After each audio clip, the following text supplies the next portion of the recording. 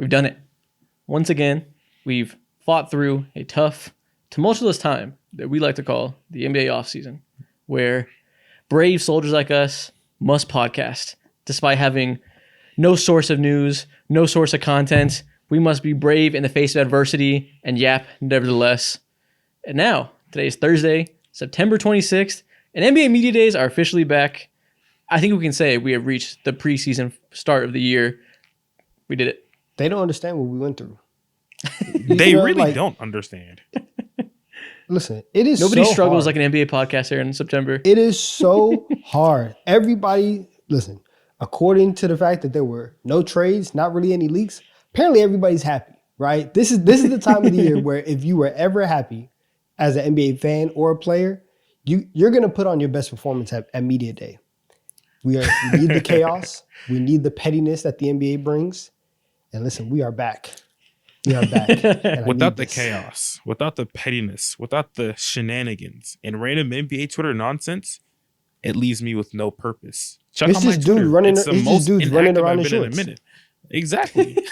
Dude running around in shorts. I almost went ahead and picked up a couple of shifts at the restaurant nearby, bro. I didn't know what to do with my life. But we're back.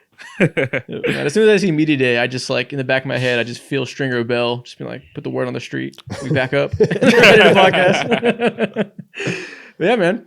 So with that being said, with the NBA season really being here, I feel like we've entered the 2024-2025 season portion of the show. So with that being said, we are going to do the next month of content being essentially our season previews. You know, a lot of channels, they do like a division by division episode where they preview each team. We're going to do it a little bit differently, but you're essentially going to get that. And we're going to start today with giving you guys one question that will define every single NBA team season. Mm-hmm. So very interesting because obviously there's a lot of question marks going into a new season, right? I try to narrow it down to, like I said, the one question that'll really be the deciding factor for each team, whether it be a team that's trying to contend, can they, win it all? If it's a rebuilding team, can they find their start of the future? And so on. One big question. I like that. Okay. Listen, I got my questions written down. I got you. Good. I'm prepared. Yeah, I hope so.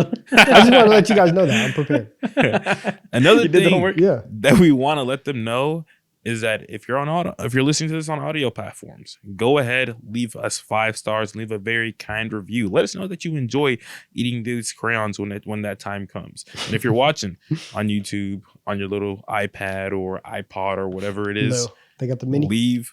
Yeah, they got a mini. And if you're watching on YouTube, do us a favor. Help us launder these numbers on the audio platforms. Just go to Spotify and just like it. And just just pump them up. Like, just double dip for us. Spam for us, please. It's very, very useful. Yeah, man. With that being said, let's get into one question that will define every single NBA team season.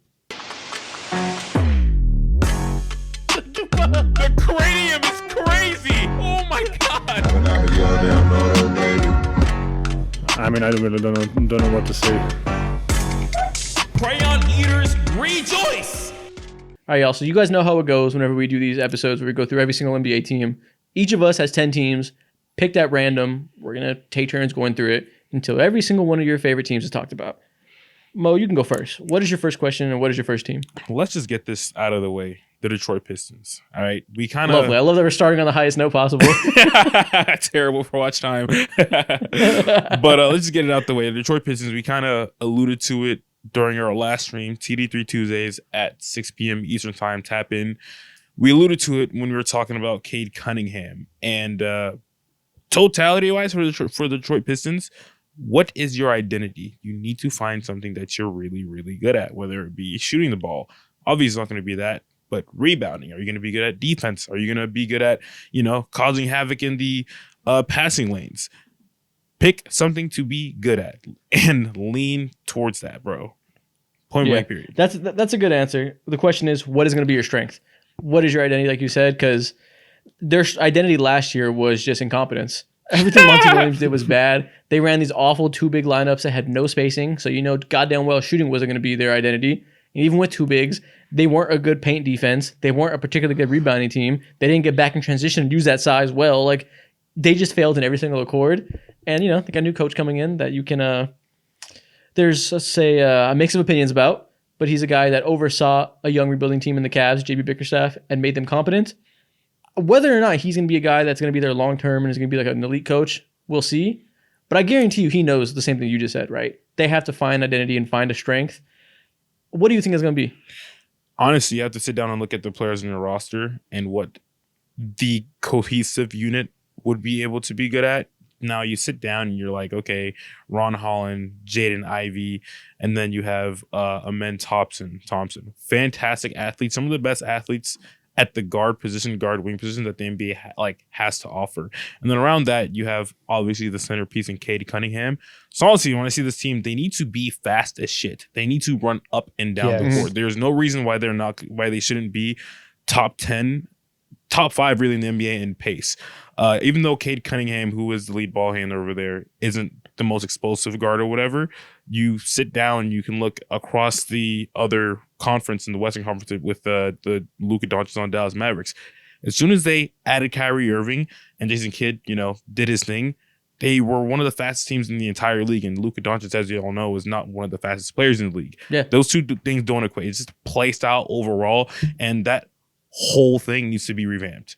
I'm so glad you said that, because for teams who obviously don't have the amount of talent, that's like out hustling teams and just running fast, honestly, can get you a lot. You see it so many times where teams play above, their pay grade because they just outwork somebody on a random night in February. And you look at the Pistons roster, they have 4 people on their roster who are over the age of 25.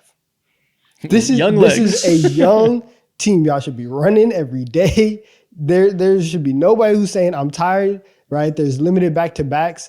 Tobias, if you need a day off, right? Because listen, you're old. You're the old guy. You're 32 in the locker room. Everybody else, right? You got 19-year-olds on this team. You have 25-year-olds, 23-year-olds.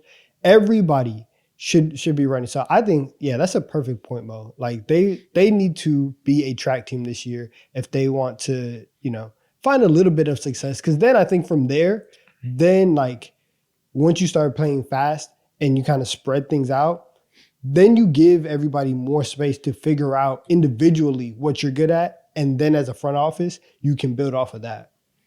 Yeah. And obviously the biggest thing for them is they have to be a better shooting team. Mm-hmm. And now they have Fontecchio. They have Tim Hardaway Jr. They have Tobias Harris. Shout out Fontecchio. And they have Malik Beasley. Not the best players in the world, but that's competent shooting from veteran players, which is exactly what you need. And whenever the Kings first got feisty a few years ago, when they had Dave Yeager, they were just running. They weren't very talented, and nobody thought they were going to be good. Ooh. But they ended up being like a 9 seed or 8 seed. I forget what it was. And it was a shock to the world because those guys knew effort. Maybe we'll make 3-point shots, maybe we won't. Maybe we'll defend well, maybe we won't. But we will run every single play. And that's exactly what Mo was talking about as an identity. It's a good floor, not a great ceiling for an elite team. Of course. If you're looking at a team trying to contend, you wouldn't be run a lot. That doesn't really translate to a playoff setting. But the Pistons don't need to be fucking worried about the playoff setting right now. They need to be worried about getting 20 wins this season. And running will help them do that. I promise. 20 wins. Such a low bar. That is crazy. You said Dave Yeager. That just brought back some real deal memories. As soon as you say Dave Yeager, I think, John Lure, those prime Detroit Pistons days, bro. But I just checked online on the NBA site. They were 27th last year in pace. And below them, to no surprise, are all the other worst teams in the NBA. The Pistons, the Hornets, then you have the Blazers, and all the losing teams. There's no reason for these young legs to do so. It's because they played Isaiah Stewart and Jalen Duren together. Mm-hmm. That is ridiculous. They need to never do that again. I guess my biggest question for the Pistons is, are you smart enough to never once play those two guys together and let Isaiah Stewart be your backup 5, permanently? Nah, they're going to do it. They're going to do it. It's gonna happen. It's gonna happen once, and it's not even gonna happen once because of accident. I think legitimately, JB he's just gonna play it. I think that he will try it and just see can I play a lineup and can I get away with this with imagine that lineup and then you have THJ or Tobias Harris. And you might look at that and be like, okay, well maybe I have. It's just the worst version of the Cavs. I know. Which is where he's coming from. And maybe he says with this team, if I have Cade and 2 competent veteran shooters, maybe I can get away with two bigs. He's going to try it, and it's going to be a legitimate lineup for the Pistons. I'm with you though. I think that I think that JB will be smarter than Monty in that he won't stick with it if it doesn't work, which it probably won't. So. Okay, that's fair. I guess I'll go my next one. My first team I have is the Miami Heat. My question for them is, can the Terry Rozier / Tyler Hero backcourt work in any capacity? Because last year it did not. In fact, it was fucking atrocious, and it was honestly the worst move of the season at the deadline, which is crazy because we graded it as one of the best moves. Yeah. We were excited. We saw that go, and we were like, wow. Terry brings them the exact amount of shooting, oomph with the ball in his hands, off-ball shooting, on-ball shooting, just backcourt depth of offensive skill that they needed desperately. And it was a tire fire. It did not work in any capacity. Last year, they were minus 4.8 net rating with both of them on the court because they had a 121 defensive rating, which is outright terrible, would rank them amongst the worst in the league defensively if that was what they had for the whole season. And they only had a 116 offensive rating, which is mid. Those two guys just never meshed together. I think the whole talking point for the year was Terry Rozier, his shot wasn't falling when he got there, which was a problem, but not the biggest problem. The biggest problem is defensively, it could not work ever because those two guys just think about it. You have two small guards who are known for their offense and are competent defensively at best. There's no point of attack defender. There's no size in your backcourt, which we know in the modern NBA you need, especially if your team isn't going to be a super high-powered offense either way and you're going to find your identity defensively. It could just never work. What you're telling me right now is that Bam Adebayo is getting overlooked for Defensive Player of the Year because he has to cover for these guards who do not play defense at all. I think that specifically for the Heat is 100% necessary because we've seen year in and year out, well, not year in and year out, but we've seen over the last couple of years that Jimmy Butler's health in the regular season is not the most consistent thing, right? He's in and out the lineup a lot. He misses long stretches of games for a long time. And I think if that is going to be your franchise player going into this year, right? Your offensive hub, whatever, you need something. You need support around him. And it's just not that's the reason why they tried to go get Dame, because they wanted a guard. Yeah. They wanted a guard who can give them offensive firepower. And Terry, for the price that they paid, was incredible value. For sure. It just didn't work out. And so you at least need his shots to fall. If the defense is not going to be great, somebody has to make some shots. Yeah, and they're a team that, we talked about the Pistons. It was like they got to find their identity because they're at a starting point so unbelievably low that they're just trying to make something of themselves. The Heat are not in that situation. The Heat need to be contending for a championship every single year that Jimmy Butler is on this team. His contract is far from a guarantee that he will be on this team next year. In fact, it's looking kind of likely that he may not. So your window is as small as it can be to contend with Jimmy and Bam. It might just be this year. And you made that move. You gave up a future pick. Terry needs to be the guy to make your offense top tier. And I do have faith that that'll come around, right? Him and Tyler Hero are both, versatile enough that they can figure out how to play off each other and be those complementary guards, like you said. But defensively, I'm not sure. There's a reason this will define their season because it's far from a guarantee that the defense is ever going to come around. And it's just weird because it's not a Terry problem and it's not a Hero problem individually. It's a both together don't work. Because if you take out Terry Rozier and have just Hero, Bam, and Jimmy Butler, their defensive rating was 111 instead of 121. That's absolutely elite. Insane. And then but also, if you take out Tyler Hero and have just Rozier, Bam, and Jimmy Butler last year, their defensive rating was 112. So one small guard, you can defend elite. Two of them, it's looking like it might be extremely difficult given your other wing defenders are like Hayward, Highsmith. And you lost Caleb Martin. Duncan Robinson isn't an elite defender by any means. How are they going to get around that? I don't know. They could. Yeah. Along with that too, I 100% agree. That is a very glaring hole that a few teams in the NBA have, and that just automatically puts a ceiling to how quality of a team they are. But I'm looking past that also, and I'm looking at their training staff, the strength and the conditioning coaches, the medical team. What do they tell their players? They must tell them an apple a day keeps the injuries away. That shit is a lie. This team, and they're not eating those apples either. Yeah, exactly. Someone's not doing their homework, bro. I'm looking at this medical team. I'm looking at everybody behind that arena, thinking to myself, what do you do with these players when they're supposed to be stretching? Are y'all just playing Subway Surfers or something like that? Because I don't have any stats to back this up, but I'm pretty sure if I were to look it up, it would back it up. this team has had so many injuries and has had so many different starting lineups last year. It's ridiculous. How can you have any type of consistency when Terry Rozier, even when he first landed there, got hurt and he missed a chunk of games? You know what I'm saying? So it's like, it's not even Terry Rozier. It goes back to Jimmy Butler. It's like pretty much everyone on the team is really inconsistent when it comes to their health outside of Bam Adebayo, who is keeping them afloat alone. Yeah. A lot of unknowns. They're an interesting team because it's like every single season we have to guess if they're going to be great or they're going to be terrible. They take turns. Not terrible. Terrible's extreme. But are they going to be mediocre or are they going to be really, really good and like a dark horse in the East? They flip a coin every year. Last year, the coin landed on tails, and they were pretty much irrelevant in the playoff setting. I don't know this year, and I don't feel comfortable ever really giving you an educated opinion because it's just a flip of a coin. Facts. That's Miami. Donovan, who's your first team? All right, we're going to start with the champs. We're going to start with the Boston Celtics. And I want to know, legitimately and accurately, how long is Kristaps Porzingis going to be out? Because... Yeah. Oh, he's out? He's a missed start of the season.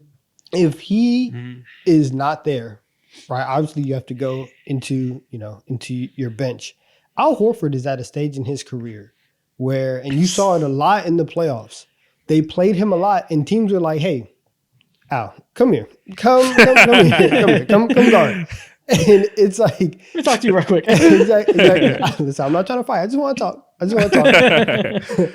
And I think doing that for 40 games, 50 games, asking Al Horford to well, if it's 50 games, they're fucked. That's terrible. Again, I don't know how long it's going to be because that injury that he has it's one of like the most rare injuries that you can have. Like nobody had ever heard of it. It had some crazy, medical language, and the fact that he went out and played on it, I'm sure it's probably healed a little bit since the finals. But without Porzingis there, this is already a team that was top heavy. You had the best top 6 in the NBA, and then everything fell in line after that. If you don't have Porzingis there, you are asking everybody else to step up. And I don't think that they're going to have a problem stepping up or winning games or anything like that. But they won 64 games last season. How far is that going to drop? The Sixers are going to be better. The Knicks are going to be better. We'll see what the Bucks do. Are they still going to be in contention for the 1 seed? Are they going to accidentally put too many miles on Al Horford in the regular season?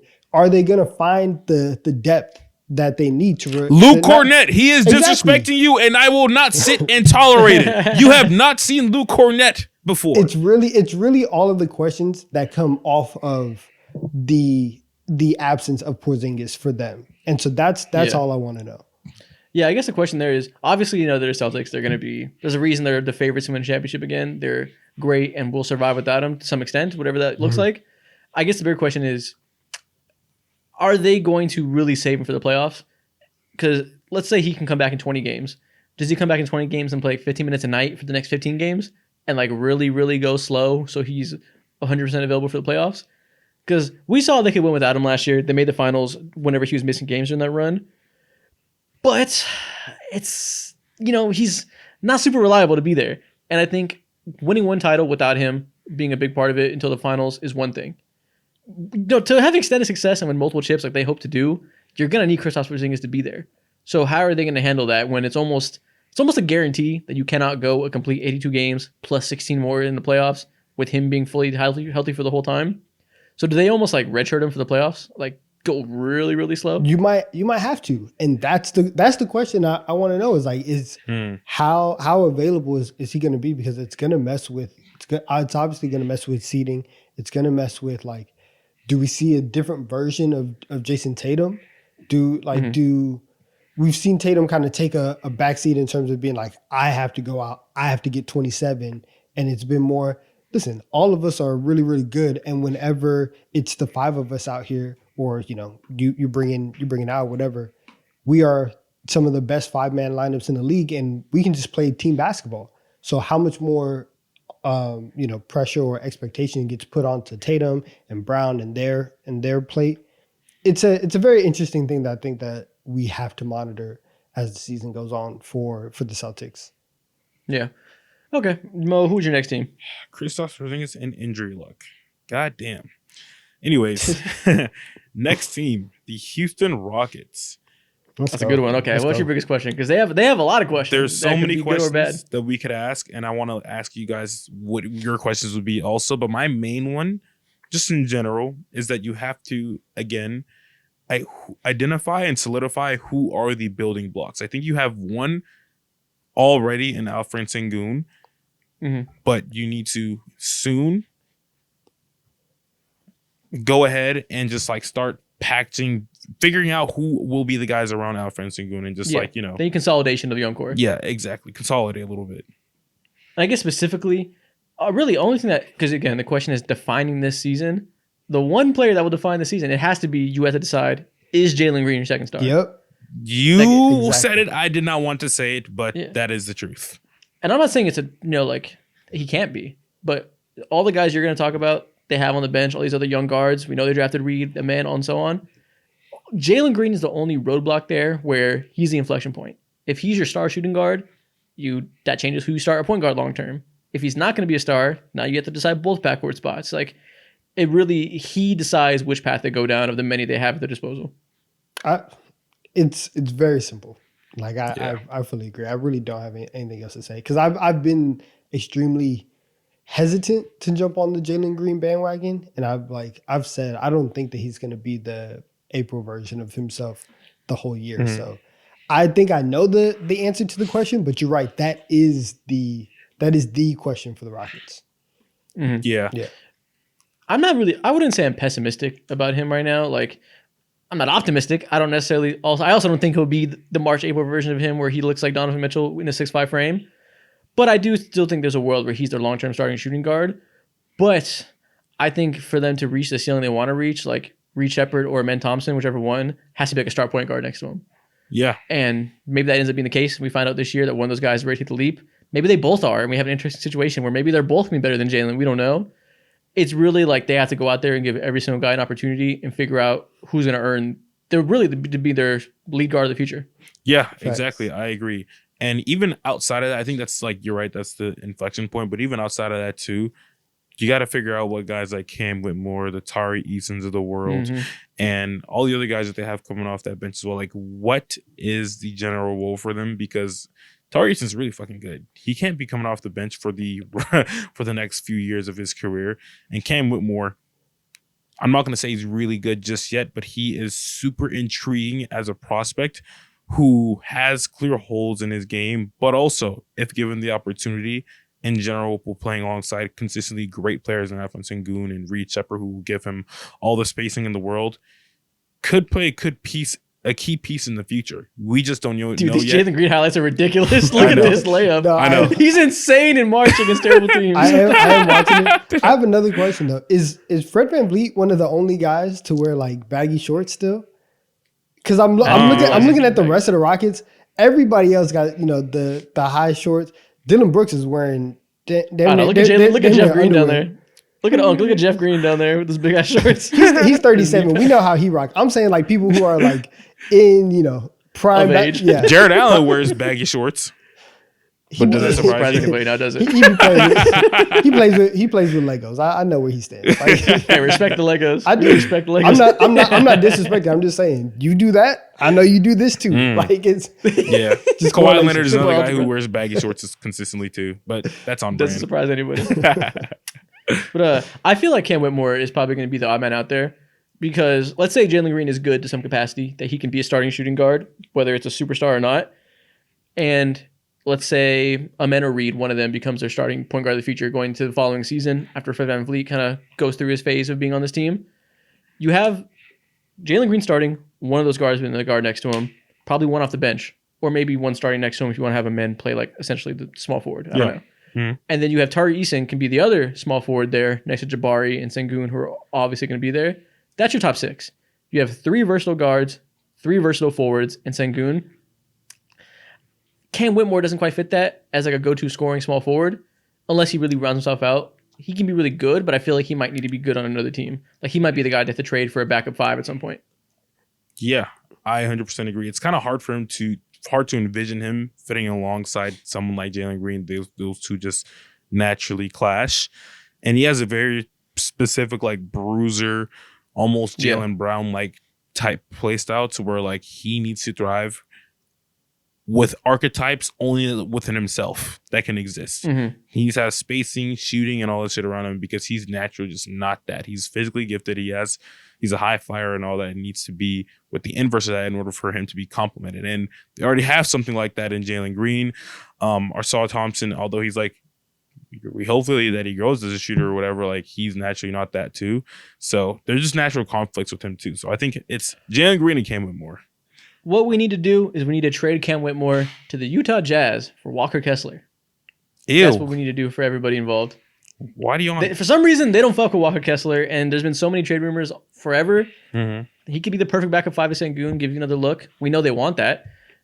Walker Kessler, I mean, the Jazz are really good at using off-ball movement and getting slashers downhill and letting them operate in space. That's how they made Larry Markkinen into a star.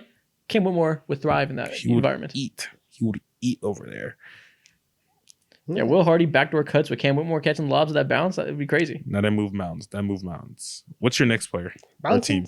All right, it would move Hills. Come on, it will move me, man. My next team is the Brooklyn Nets. And I think they are a team in flux, obviously. We expect them to be one of the worst teams in the league with them finally committing to a rebuild, which a year ago the question would have been, when will you commit to a rebuild? Now we know the answer. They finally did this past summer when they traded Mikal Bridges and got their picks back. Good for them. I feel very positive about the Nets' outlook for the future. For this season, though, the one question that will define the entire 82 games, the reason we play the game for the Brooklyn Nets and their fans is how many 40-point games will Cam Thomas have? Over or under 6.5? Over. Easily over. He might hit that in like the first month of the year. Really, I'm not playing. He had 4 last year, which is crazy. Honestly He had 4. The question for the Nets is more how high on the scoring list is Cam Thomas going to be? Like, is Cam Thomas a guy that, obviously, again, you're not going to win a lot of games. Is Cam Thomas a guy that can be top 8 in scoring this season? Ooh. Top 8. Oh, man, that's crazy to say. But it's also top 8. Top 8. Let me, yeah. Well, listen, while you guys discuss, let me look at the NBA scoring leaders from last year. Yeah. Because top 8 is like, it might be like 26 or 27. 8. Okay, LeBron and AD last year were tied for 8 at 27.8. Okay, 27 is hard to get to because, being realistic, I don't know if the Nets are going to want him to really shoot as much as fans want, just because they probably want to build some good habits and like develop some fringe role players. They probably want that. It doesn't happen when your team is trash. Yeah, and honestly, this Cam Thomas show at the end of the day, and I think if the number is 6.5 of over under 40-point games, I think he'll get to like 9 probably, which is crazy.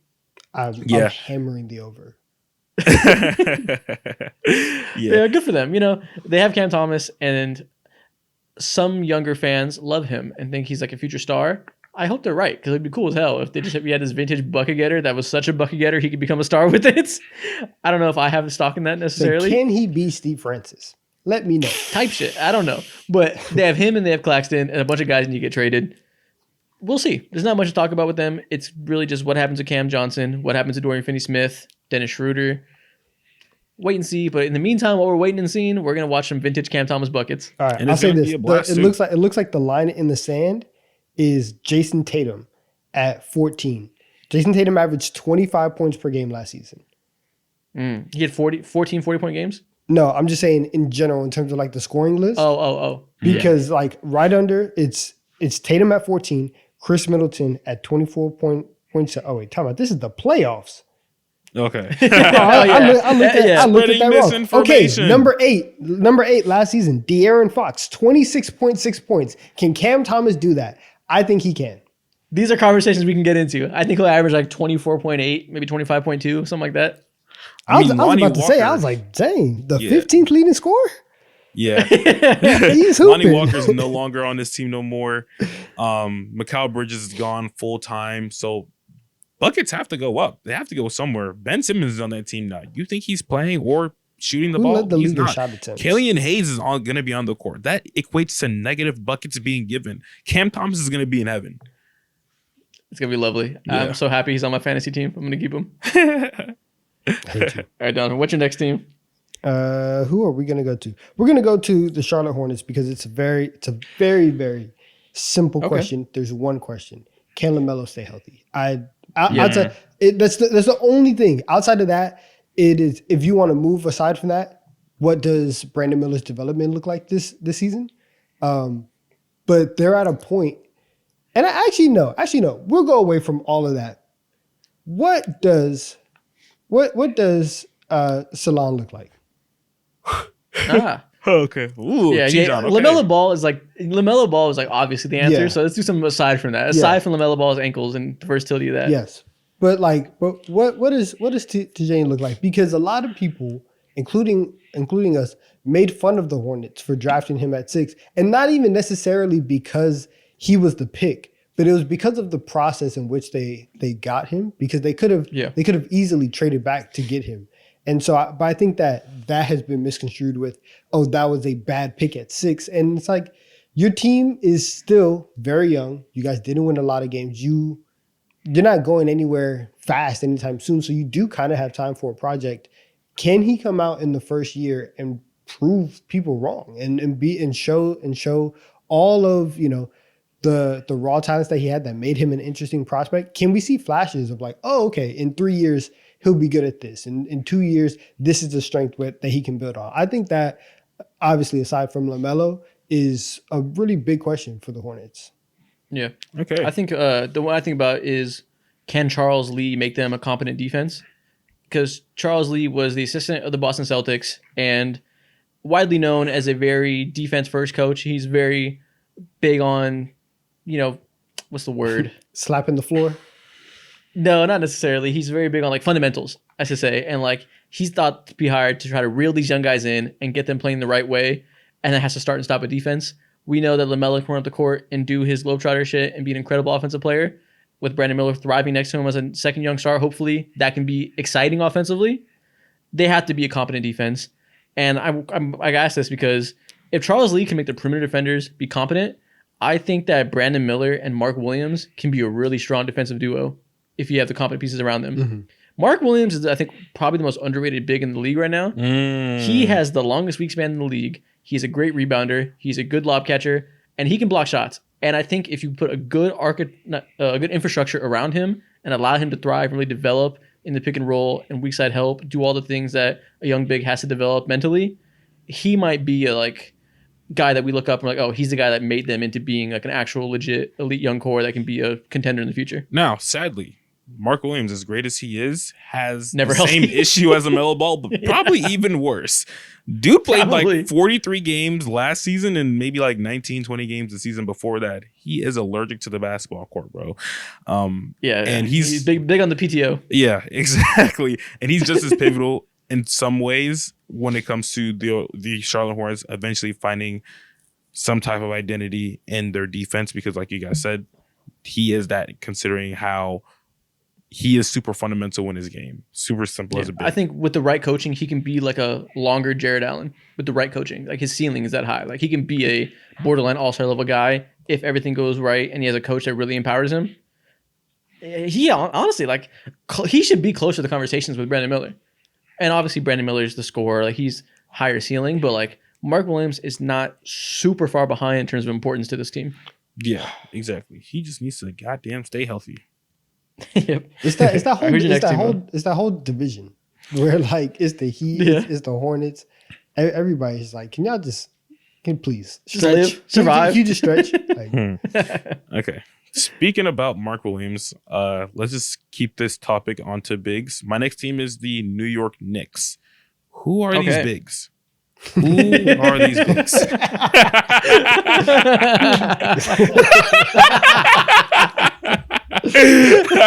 Donovan, please tell me, what is the plan? Because right now, I think we even talked about it in the stream again.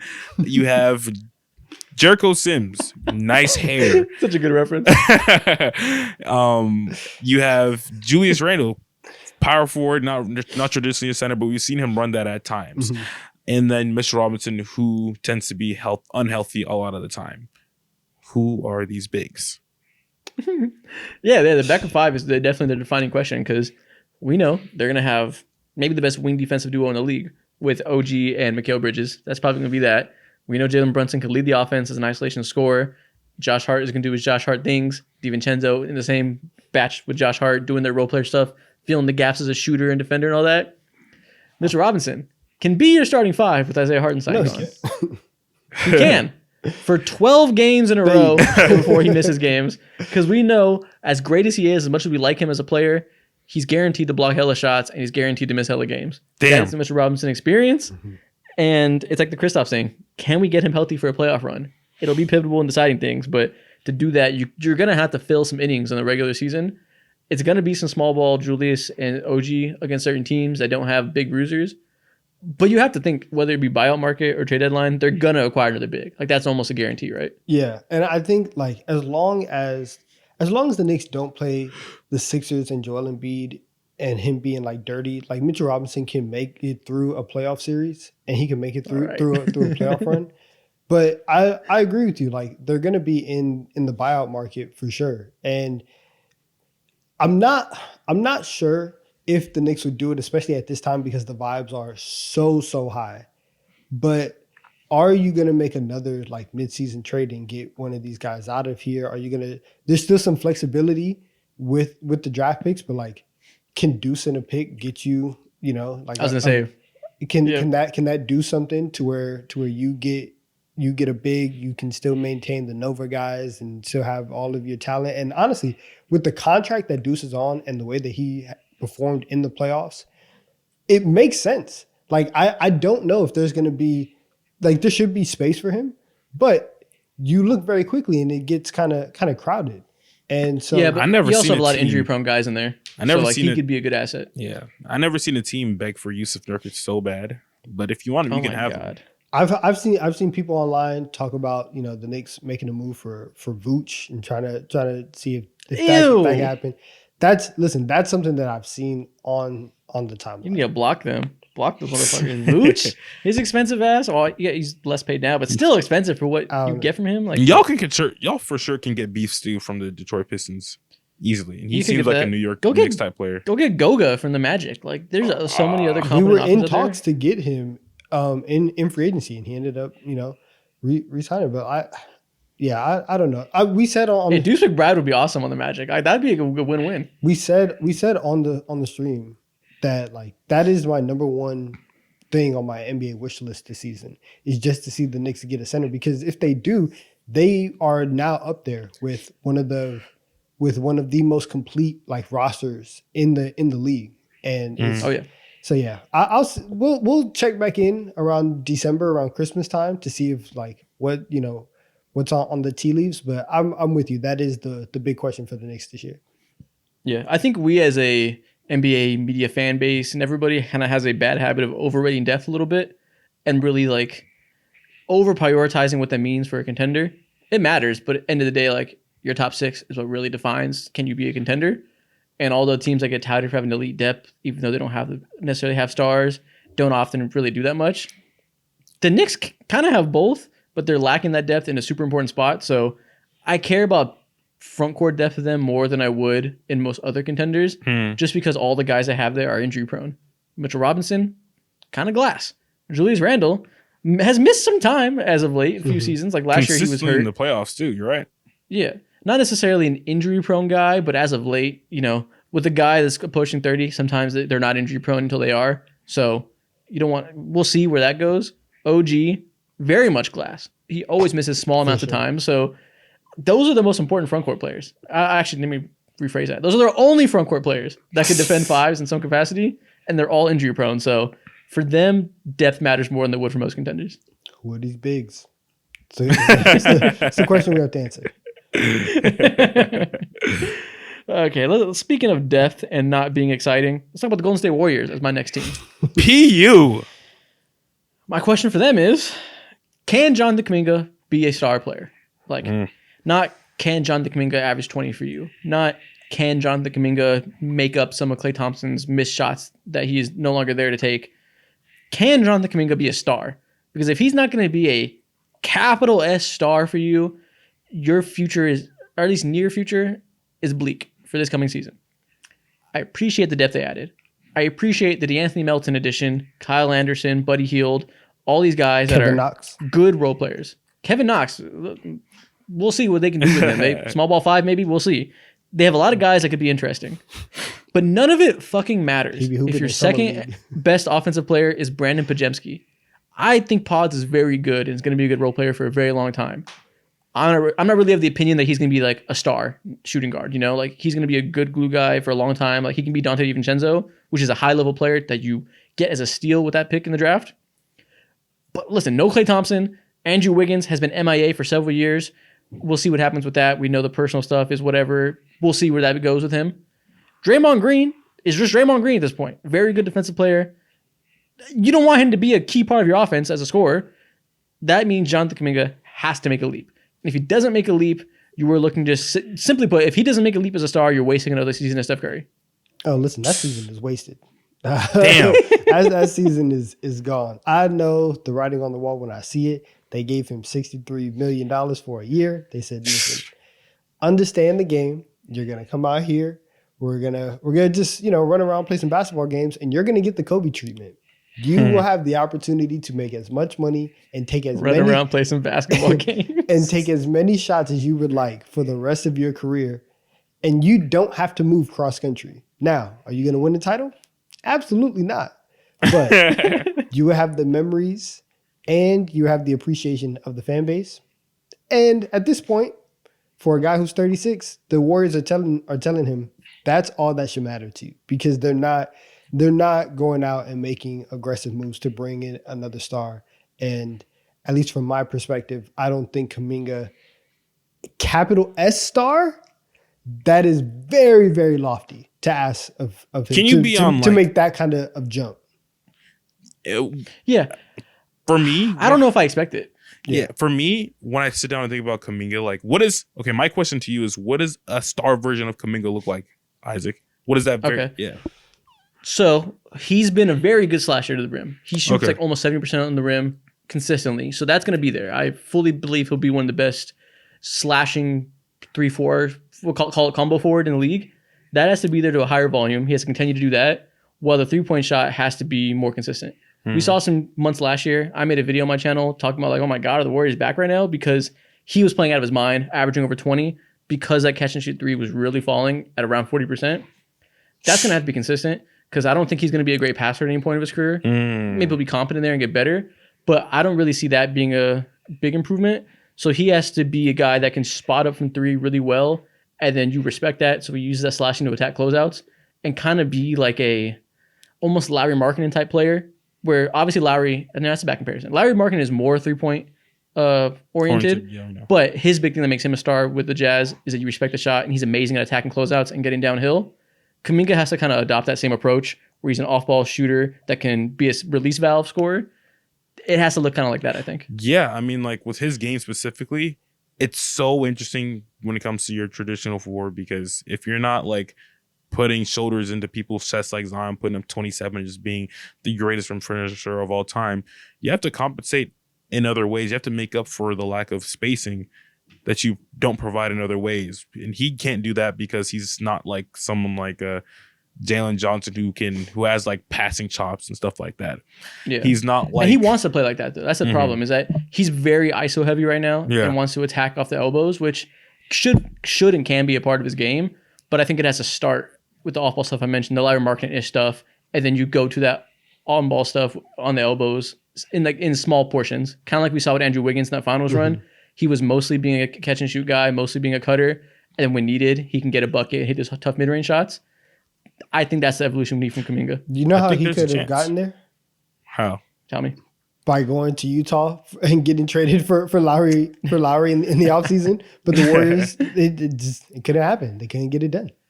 Listen, Danny Ainge is greedy as fuck. I don't even know if I blame him anymore. That guy was just dangling it. He was dangling Lowry to see maybe if I can get Kuminga, Pajemski, and everybody else in the fucking world. Otherwise, I'm holding on to him.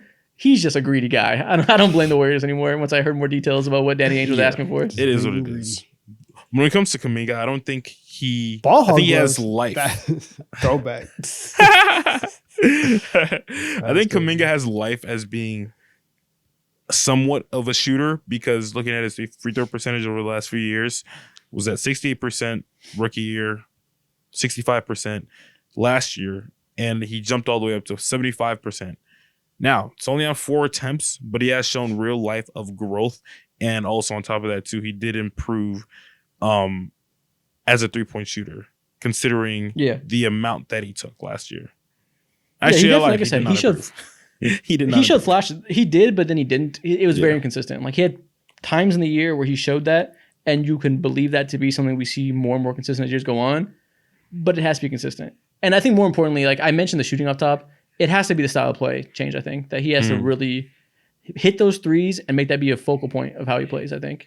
You know, it would be so much easier. Which is hard to teach if you want to be an ISO guy in the high post. Like sometimes it's hard to make you not want to do that if that's just how he wants to play. He could just be great at defense as well. Could be a strong suit. But it could be. Yeah, exactly. It also could not be, and I surely expect it to not be more than I do could be. Yeah, we could just avoid all these conversations and be like, boom, elite defender. And then you got to worry about nothing else that he has on the court. But I'm willing to say that will never happen. I think he could be a very exciting offensive player. I do not think he will ever be super impactful defensively. Yeah, I agree. That's when you have to talk about all the complexities of his game and what needs to change in very specific ways. And I think the longer we talk about it, the longer we come to realize, oh shit, it may not never happen. Yeah. Yeah. All right, Don, what's your next team? We are going with the Denver Nuggets. And my question for them is, can Jamal Murray take another step? Jamal Murray is 27 years old. Jamal Murray has been 2 years removed since his ACL injury. And this team, we all know what's been going down. They lost Bruce Brown 2 years ago. They lost KCP this offseason. They do not shoot threes at all. They brought in Russell Westbrook this offseason, and they are putting a lot of hope and responsibility on these young guys to develop. Let's just say that none of that happens, right? You basically have the same rotation as last year. It's time for Jamal Murray to step up and consistently be a number 2 option. The version of Jamal Murray where everyone's like, big game merchant, all that. I need that on a night-to-night basis because I don't think that the Nuggets are going to be able to get enough 3-point volume or even just 3-point shooting in general from Aaron Gordon, Russell Westbrook, Brian, all these guys off the bench. I'm not sure. But I know that Jamal Murray has the potential, and he is capable of scoring a lot and being a legit secondary scorer. He's averaged 21 and 20 the last 2 seasons. Can we get that up to 24? Can we get that to 25? Can we make this a legitimate dynamic duo and not just pick and roll merchant 1-2, you're eating off of that, but you can actually elevate the rest of the team that way. I think if he can get there, then the Nuggets start to creep back into, oh no, they're for real. But if he's just doing, 2021, I think there's a punch offensively that they lack. And I think that I'm looking at him and his growth is going to define their season for me. Yeah. You mentioned the regular season stuff. I think that's true. We rag on them a lot for letting KCP walk when they fully were capable of paying him and dealing with the ramifications of the second apron, which they acted like would be a lot worse than they really would be. Unexcusable to let him go for nothing at all. But I guess the logic, right, is contending teams have to rotate these role players over time and ask their core players to step up. And for them, I imagine those core players are Jamal Murray and MPJ. They probably view MPJ in the same boat what you're talking about, where he has to carry a bigger load in the regular season. And that's important. But honestly, I think regular season they'll be largely fine. We know Jokic is going to get them to a top 4 seed probably and just carry the burden himself. My question is, can Jamal Murray be there in the playoffs in a substantive way? Because I think at the end of the day, last year we talked about a lot of reasons why they failed against the Timberwolves, how they had this amazing scheme to defend Jokic and so on. That is partly true. Honestly, partly their last 4 years of playoff success has almost entirely been defined by what version of Jamal Murray they get. Whether he's injured or like last year, just not playing well at all against the Timberwolves. If Jamal Murray shoots the ball well and scores like he did in 2023, they can win a championship. If he doesn't, and he turns into a pumpkin and plays like composer like he did against the Timberwolves, they cannot win a championship. Him in the playoffs is everything for them. And for some reason, we talk about everything else besides him when he has been almost a determining factor in every single year. Last year in the playoffs, in the series against the Timberwolves, 18 points per game, 40% from the field, 33% from three. He got clamped by Anthony Edwards and Jaden McDaniels with the bigs behind him, so he couldn't get to the rim. He straight up got clamped full court. Like, it was, the ball pressure got to him, and he was not comfortable. They didn't allow him to walk into his mid-range jumpers off the handoffs that he does with Jokic. They made that difficult, made him create one-on-one and really be the better athlete than the guys in front of him. And that just wasn't his game. I don't know if he was fully healthy or not. I can't remember, but that has to be his game, and he has to be able to contribute like a star. Yeah, I agree with you guys. The conversation starts with Jokic, but for some reason it seems to always end with Jamal Murray and what he's able to give you. Outside of that, you could also look at guys like Christian Braun and then Peyton Watson and see if they're going to give you that, like a little bit of anything, which naturally helps.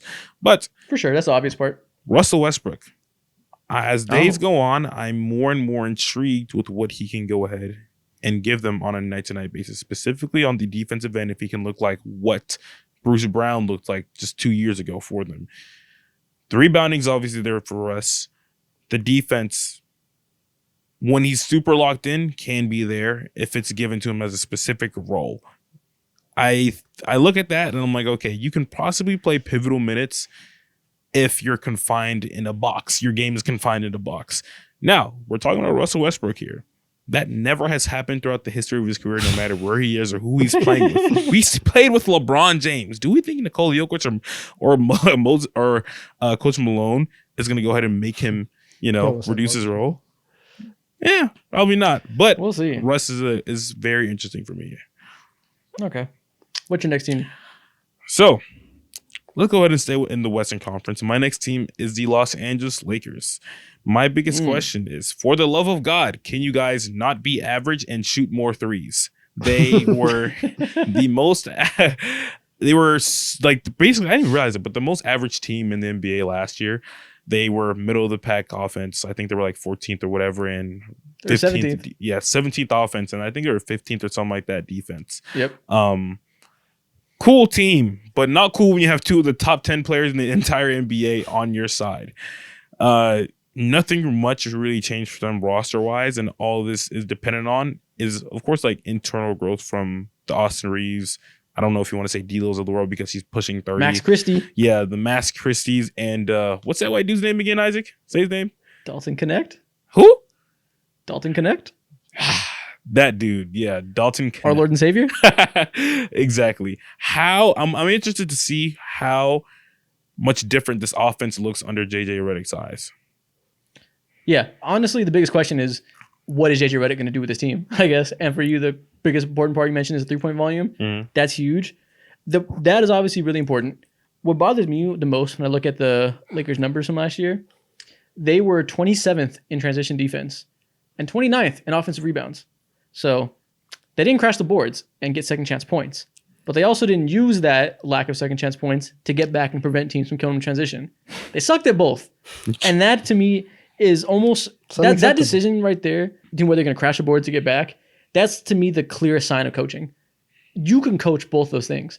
You don't need tremendous athletes to crash the boards or tremendous athletes to focus on transition defense. You need discipline and you need game plan and you need a coach holding people accountable and forcing a certain style of play that prioritizes one. Every good team ever is good at one of those things, maybe both, but it's one that necessitates the other. You got to pick one and let that be your thing you thrive on. To be bad at both is unexcusable. It's terrible. It shows you're a terrible coach team. It shows you're not trying very hard in key important details that are just like the baseline for being competent. That's the type of stuff JJ Redick has to come in and fix. 3-point volume, getting back in transition, making the extra pass, focusing on all this key fundamental stuff that allows them to have a good enough team to let LeBron and AD carry. That hasn't been the case the past few years when it needs to be. I love that. I love that. Just seeing him smirk is killing me. They're so mid. It's hilarious. They're very mid. And yeah, again, we'll see what JJ Redick can do with this team. They can go a lot of ways, right?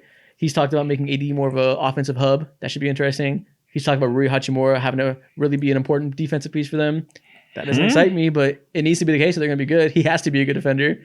I don't know if he can, but basically our season and our hope is tied up in a guy who's never coached before, and we got to really hope and pray that him being really smart and really knowing ball translates immediately. Yeah. He's saying all the stuff you would say at media days.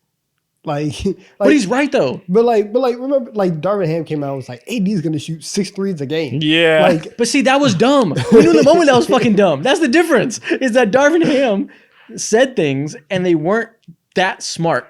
They weren't that sensical. And so much of what was wrong with the Lakers is they just needed to do low-hanging fruit and be competent and make baseline decisions. Darvin Ham refused to commit to a lineup last year. They tried so many starting lineups to get to the one that was so fucking obviously the answer because that's what led them to a conference finals the year before. He started games where he started Cam Reddish, Taurean Prince, Jared Vanderbilt, Rui Hachimura, LeBron James, and AD. 5 fucking wings. Well, AD. So 4 wings plus AD. No guards at all. That was something that Darvin Ham thought would be smart and that he tried. Instead of doing the low-hanging fruit and starting your best players, 2 of which are your guards that you pay, and 1 of which is Rui Hachimura. There's just so much easy stuff that he refused to do because he was hard-headed as fuck that made him lose the locker room. All JJ Redick has to do is be smart and modern and reasonable. yeah, last year it was sucked. Last year was horrible. God. And it's so annoying because Darvin Ham, the previous year, did some smart stuff going to the conference finals. He had goodwill with me. I was defending him. And he proceeded to do the worst, most incomprehensible stuff for 82 games straight before a first-round exit came. Yeah. It was ridiculous. And yeah, can JJ Redick not do that is the defining part of their season. I got good news for you, Isaac. I'm sure you saw that he was on Zach Lowe's RIP to your ESPN career, by the way, one of the GOATs. He was on Zach Lowe's podcast, and Zach Lowe asked him, like, what's the starting lineup for the Lakers going to be looking like? And he was like, oh, the same one that went like 23-10 last year or something like that. Yep. With D'Lo, Austin Reeves, Rui, LeBron, and AD. Good first step. That's what it has to be. Yeah. Jared Vanderbilt's not going to be available. It has to be that. So already a good sign. He's committed that right away. There's no like, I hate when coaches are like, when it's super obvious like that, and they're like, we'll see, there's a competition in camp. Like, Yeah. let the identity be the identity. Like, I Set understand. This isn't hierarchy. football. This isn't football where at any given Sunday, the toughest man has to be out there. Like, I get that in certain aspects, but for a basketball team that needs continuity because they don't have an injection of talent over the offseason, you got to make that identity clear from the jump. And it seems like JJ Redick is going to do that. All right, cool. Who's your next team? Oh, it's my turn? Yeah. Okay. My next team is going to be the Sacramento Kings. Mm. And the question for them is, who is going to be your starting shooting guard? Because they have options, which is a good thing. But it's, to me, a little bit difficult of a choice because obviously DeMar DeRozan is going to be their new starting small forward. They paid him. He's coming in. He's going to be the guy that can maybe make them an exciting team this year. He's an interesting player to build around, right? He's a very specific skill set that when you combine his lack of spacing with Sabonis' lack of spacing and De'Aaron Fox's need for the ball in his hands, not to say he can't play without it, but he's your best player. You want the ball in his hands a lot. That makes it tricky because now your other 2 guys have to be elite shooters. And Keegan Murray is that, and he brings you good size and brings you really good defense there, so you're happy with that. But at the 2, you need an elite shooter and you need a good defender because DeMar DeRozan is not necessarily a defender anymore, and obviously Sabonis isn't giving you backline help to make up for having 2 smaller guards there. So Malik Monk is the best shooter, but far from a good defender. So that gets hard to necessarily start your best offensive player. Keon Ellis is a very good defender. Not the biggest guy in the world, but he can give you some on-ball defense that De'Aaron Fox necessarily doesn't. Not their best shooter. Kevin Huerter could be a great shooter, could also not be. Last year, he was very much not a great shooter and an iffy defender. So, they have a mix of skill sets that could all work, but also could all not work. And it's going to be kind of hard to narrow down what the answer is. I have an answer for you.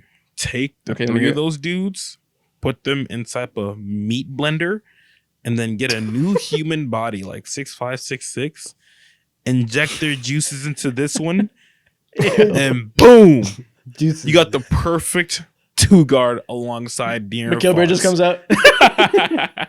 Exactly. Answer solved. Yeah, man, it's tough because You said juices. Yeah, that was You're strange. I don't think we're not the highest on the DeMar DeRozan move, but we're also not like super against it. We don't think it's going to be like awful, but it's definitely like prove it to us that it can be the monumental needle mover that they need it to be. Mm-hmm. And it's just a difficult fit to make with the other players in their team. Yeah. And that's just what DeMar DeRozan is in general. Like, he's always been hard to... Excuse me. Damn, the yawn sneeze combination was crazy. Man, I'm like sure that's crazy. never happened in history, bro. Like I think I'm the first. Wow. I'm seeing stars and shit right now too. Oh my god. But yeah, like that's just what DeMar DeRozan is as a player. Like he has a specific skill set, play style that is so hard to plan and prep against, unless you have like nothing but elite shooters. And the Kings have been cursed and also blessed with one of the better centers in the NBA, who just so happens to not be a shooter whatsoever. So He's low key. He's the DeMar DeRozan of centers. damn. He's a very good, talented player that can take you very far in the regular season. Hard to win with at the highest level, hard to fit with, and doesn't provide a essential skill set that you need for the position. For DeMar, it's a 3-point shot. For Sabonis, it's rim defense. Like you're putting together a lot of B pluses that have limiting factors and making them A's and trying to make it work. How are they going to replace Harrison Barnes? Is I what can you're telling me right now. Yeah, I don't know. He's the key. key. I can see it, but yeah, I think if I were the Kings, I'd probably let's just start off with some defense, right? Like if we Keon? yeah, because if you know that you're gonna start DeMar, let's not go into the season with just a complete aberration of defense. If you think that you're trying to progress forward, now if you want to use the formula that you used 2 years ago, hey, defense, Buckets. what defense, right? We're just gonna run, we're just gonna play fast and have our offense carry us. Then if that's the case, all right, you paid Malik Monk, start him. But if we're actually talking about taking steps towards being a competent basketball team, a team that you can legitimately look at and say, oh yeah, you guys could compete in the playoffs, you guys can maybe win a round or something like that, you're going to need defense. And your best lineup is going to have to defend. And Keon is probably the answer for that. Yeah. Yeah, I agree. Start with Keon, and if it fails, your offense isn't good enough, you go with Malik Monk and see if you can just outscore people. Yeah. That's the best way to do it. Okay, what's your next Go back to team? the recipe. Yeah. Wait, who's it on? It's on me? That's on you, Donovan. It's on you. Okay, cool. Let's go with the Cleveland. We are an hour in, and we're like 11 teams in, so we got to speed this up. I'll go. God damn, we're yapping. We're yapping hard, but it's okay. It's the first preview episode of the season. We need it. This is what we do. All right. Let's go with the Cleveland Cavaliers. Yo, can Evan Mobley finally add a 3-point shot to his game? Yeah, that's a deciding factor. Can we see that? Because if you just have these two bigs who don't shoot, it's really, really not going to work. But obviously, if Mobley can space the floor a little bit and you can still have Jared Allen out there, okay, now we can do something. Now we might be able to have lineups in the postseason where it makes sense to have both Evan Mobley and Jared Allen and then still have their defense out on the floor. Everything that they do in terms of keeping this core four together depends on whether or not Evan Mobley can take a legitimate step as a shooter. Simple and plain. That is all that matters for the Cavs this year. Garland's coming back, going to be better. D-Mitch, top 15 guard in the league. Jared Allen, great center, very underrated. His offensive game has blossomed as well. Evan Mobley, your defense is still nice. I need the jumper, and that's it. Yeah, real quick, randomly, I have as you guys know, I have highlights pulled up all the time that we're playing while we're talking. I typed in Kings on House of Highlights for the last highlights you guys just finished watching. And I'm looking now at the search bar after I turned it off. 5 years ago, this is the YouTube title. Namansa Bielitsa, full highlight Kings versus Wizards, 2018, October 26, 26 points, 3 assists, 12 rebounds. The Kings used to have Bielitsa highlights going up on YouTube. Holy shit, what a crazy era. Okay, Bielitsa was special. He had 26 and 12 on October 26, 2018. Don't do this. We're out of the offseason. We're out of the offseason. We don't have to play Bielitsa highlights and be like, bro, Prime Bielitsa was a problem. We're here with like real basketball. We're on the corner. We're gonna talk about the Cavs, and you guys are gonna watch Bielitsa highlights because this is just how we fucking do it. Fuck that. You two can talk about the Cavs, and I'm watching Bielitsa highlights. What are you talking about? Right, fine. But yes, that's my only question. And I think that is legitimately the one thing that's going to define their season is whether or not Mobley can shoot. For sure, because like we expected Darius Garland bounce back. I think that's like a guarantee. Listen, he broke his jaw last year. Is that Tomas Satoransky that I see on the court right now? Good God. Okay, I'm locked back into this conversation. Yeah. We know Darius Garland's never bounce back. I think we can expect him and Donovan Mitchell to be good again together. And listen, Kenny Atkinson is coming in, who's a good offensive coach that has a history of making good offenses work with young teams. He's not a miracle worker. No amount of genius X's and O's is going to make you have a great offense with 2 non-shooting bigs. Like, it's really tough. And they're great defensive bigs, so you could find value there. But at the end of the day, it's very hard to do that in the modern NBA unless you're starting Anthony Davis as that power forward. That's the only time we've seen them win a championship with 2 non-shooting bigs in recent years. Even Giannis had a shooting big next to him as a dominant non-shooting big. So is Evan Mobley going to, 1, become Anthony Davis and be the best rim scorer / rim protection combination in the league outside of Giannis? Or is he going to develop a jump shot? Or are we going to separate them? Like, you can intellectualize a lot of things, but for some teams, it's simple. These 2 bigs don't fit. Are they going to make themselves fit, or are we going to move on? Facts. It's time to move on, and when they're ready to move on, I'm ready to talk about them again. Other than that, I'm ready to go on to the next team. All right. Mo, what is your next team? Yeah. Okay. Speed. I'm going to keep the Bielisa highlights running for the next until it's over. So Let's speed it just up. know that whatever team we're watching, Bielisa's here. Just know the people who are watching it, this just made your day better. This just made you more of a skilled basketball player. Anyway, Yeah, take notes. Look at that pass. Oh, Bielitsa was no special. athleticism, just fucking effort. Just, it's over. Oh, another one. Oh, play now. There's another one as a He next was video. cool. Bielitsa, man. He's one of my favorite random role players of all time for no reason. Shout out him.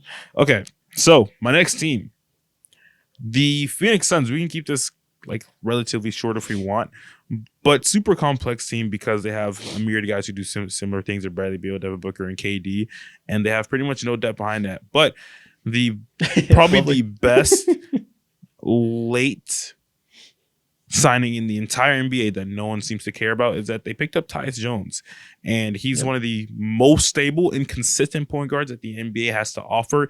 He's not a star by any means, but also he's not a bum by any means. Also, he's like one of the best 20. He's one of the best low-end stars that you can have in the entire NBA who just knows how to set an offense, keep the pace going, won't make too many mistakes. That's what his biggest selling point is. But also on that end too, he's not like the greatest defender due to his size and stature. Will they start him? If they start him, that means that they're still going to be running this basically 3 wing guard lineup in Bradley Beal, KD, and Devin Booker. Yeah. Yeah, that's interesting. It's kind The of problem is, so Super I would say small. they don't need to start him, but they have him and Monty Morris now. And you're not playing those guys together on bench units. Yeah. And if they're both going to be backup point guards, that's like 12 minutes a game for both of them. Like, it's not very much. So you probably want at least Tyus to be playing more than that. So you combine that with the fit issues we already know with Bradley Beal. I think they'll probably start the season with their same starting lineup as last year. But I won't be shocked if by the end of the year they decide to... I don't know. Do they make Bradley Beal a 6 man? I was gonna say I won't be surprised, but I think I might be because that's a tough pill to swallow. Mike Budenholzer has some decisions. He has some decisions to make. It's not happening. But I mean, are they gonna bench Grayson Allen and have less shooting? I don't know. It's probably going to come down to that. The guy is making $50 million a year. He has a no trade clause. He's like, he's going to be on the team. And you have and Ishbia did not trade the rest of the flexibility for Bradley Beal to be on the bench. Like I think that would be if Bud was like, hey, we probably would be a better team if Bradley came off the bench. Ishbia is gonna come down to practice and be like, no, That's he's true. starting. That I 100% can see him making an executive decision there. Yeah, maybe. Yeah, I don't know. They're an interesting team. They almost have like very few question marks because I think they kind of are who they are. The biggest question mark, I guess, is can Mike Budenholzer make them an even better defense? They were surprisingly decent last year. They floated around 10th through 12th in defense all year. Can Mike Budenholzer make that even higher and somehow just get the most out of them as an elite defensive coach and make them surprise the world and be a strong defensive team with the bucket getters to hold their own offense? Probably not, but maybe. Like, we'll see. I don't know. That's the beauty of media day time. Anything is possible. Yeah. Right? I think if I you don't have many Suns thoughts, honestly. if you have generational talent on the offensive end, you have to have one of the better offenses in the entire NBA. And for them to just be meh and see them get completely exploited by the Minnesota Timberwolves, who of course are one of the better defenses in the NBA, still embarrassing. You need that and needs to have the most emphasis. And I'm not thinking necessarily twice about their defense because it seems like to me that they're maximize themselves on that end with such a weak name or weak names on the defensive end. So Yeah. Okay, my next team is the Utah Jazz. And my question for them is, that will define their season, is, are they low-key getting ready to trade for a star? I think it's under-talked about. I think they're priming themselves to trade for a star. And the question is, are they going to be able to do that at this deadline or into the next offseason? Like, is a star going to become available for them? Because people keep talking about them, like, what are they doing? Every year they start off competitive, and Lauri Markkanen is going nuts. Will Hardy looks like a coach of the year. They're finding wins out of thin air. And the second half of the season comes around, and they're like, well, that was fun. Let's get the 10th pick in the draft. Let's trade everybody and suck on purpose. And they do it so late that they can only suck so much. They get to the 10th pick in the draft every year, which is not a great way to do a rebuild. It doesn't give you the high-end talent you need. And then we thought maybe they're going to trade Lauri Markkanen and really commit. They said, haha, just kidding. We're extending him. He's going to be our star for the next 4 or 5 years. So I think that they are stacking up assets and drafting around this point on purpose because they want to draft a bunch of good role players and eventually trade for a star. Because people don't talk about enough that they have an ungodly amount of draft picks at their disposal and a ridiculously deep young core that it only makes sense that they're keeping Lauri Markkanen to be a second star with the main guy when they can get him. Do you guys know how many draft picks I have in the next few drafts? What's next few? Next few, like 3, 4? Yeah, whatever number. Do you have any idea how many draft picks I have? I'm going to say 16. 14. In the next 7 drafts, so you can trade drafts out until 2031. That's the amount you have at your disposal at all times with the stipend rule? 17. No, relax. You guys are going crazy. They have 15 first-round picks until 2031 in the next 7 drafts. But that's because we extend to 2031. In the next 3 drafts, they have 8, including 4 in 2027 alone. They have a ridiculous 8 draft picks in the next 3 drafts. That's too many. You cannot add that many young prospects to this team. So I think they're drafting Cody Williams, Taylor Hendricks, Keontae George, all these guys to be good complementary role players. And one of these guys is going to pop and become interesting. Many of them won't. But they have 7 young core members right now, plus Collins, plus Sexton, plus Lowry, plus Clarkson. 7 young core members is too many. They're going to trade for a star as soon as it becomes available and give up like 6 first-round picks to those young core members. And then we're going to look up and we're going to realize they have star 1, Lauri Markkanen, a couple of veterans, and 5 more young players still. I'm glad. I think that's I'm glad you said this. And another way that you know that they were beefing up to go trade for a star. Listen, they rebranded the jerseys. They said, listen, we are about to go into a new era of Jazz basketball, and getting the draft picks, like, it's only a matter of time before, like, you get Danny Ainge in the building. Obviously, Dwayne Wade is in the building now as, like, ownership group, whatever. There's a lot of movement up top in the Jazz, like, front office. And so you have all of that. You go out and you get Lowry.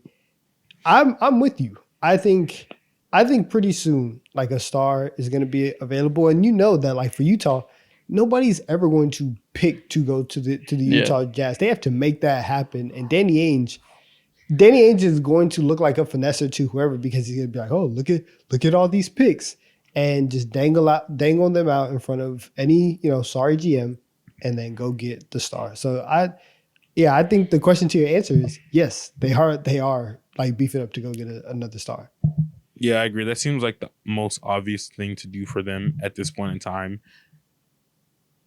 They have the Jordan Clarksons of the world and the Colin Sextons of the world, and those guys are great players, nice players, but they're also players who consistently and routinely get shopped around because of the just very complementary roles and skills that they have. And for the Utah Jazz at this point in time, they have nothing to complement because they have no star outside of Lauri Markkanen. He's not like a 1A type of guy. Once the Phoenix Suns flame out, just get ready for the bidding war for Devin Booker between the Utah Jazz and the Houston Rockets. Ooh, Devin Booker in Utah is nasty. Either going to be Devin Booker or someone like Trae Young if the Hawks just completely flame out. It's either one of those two. Man. All right, Dom, what's your next team?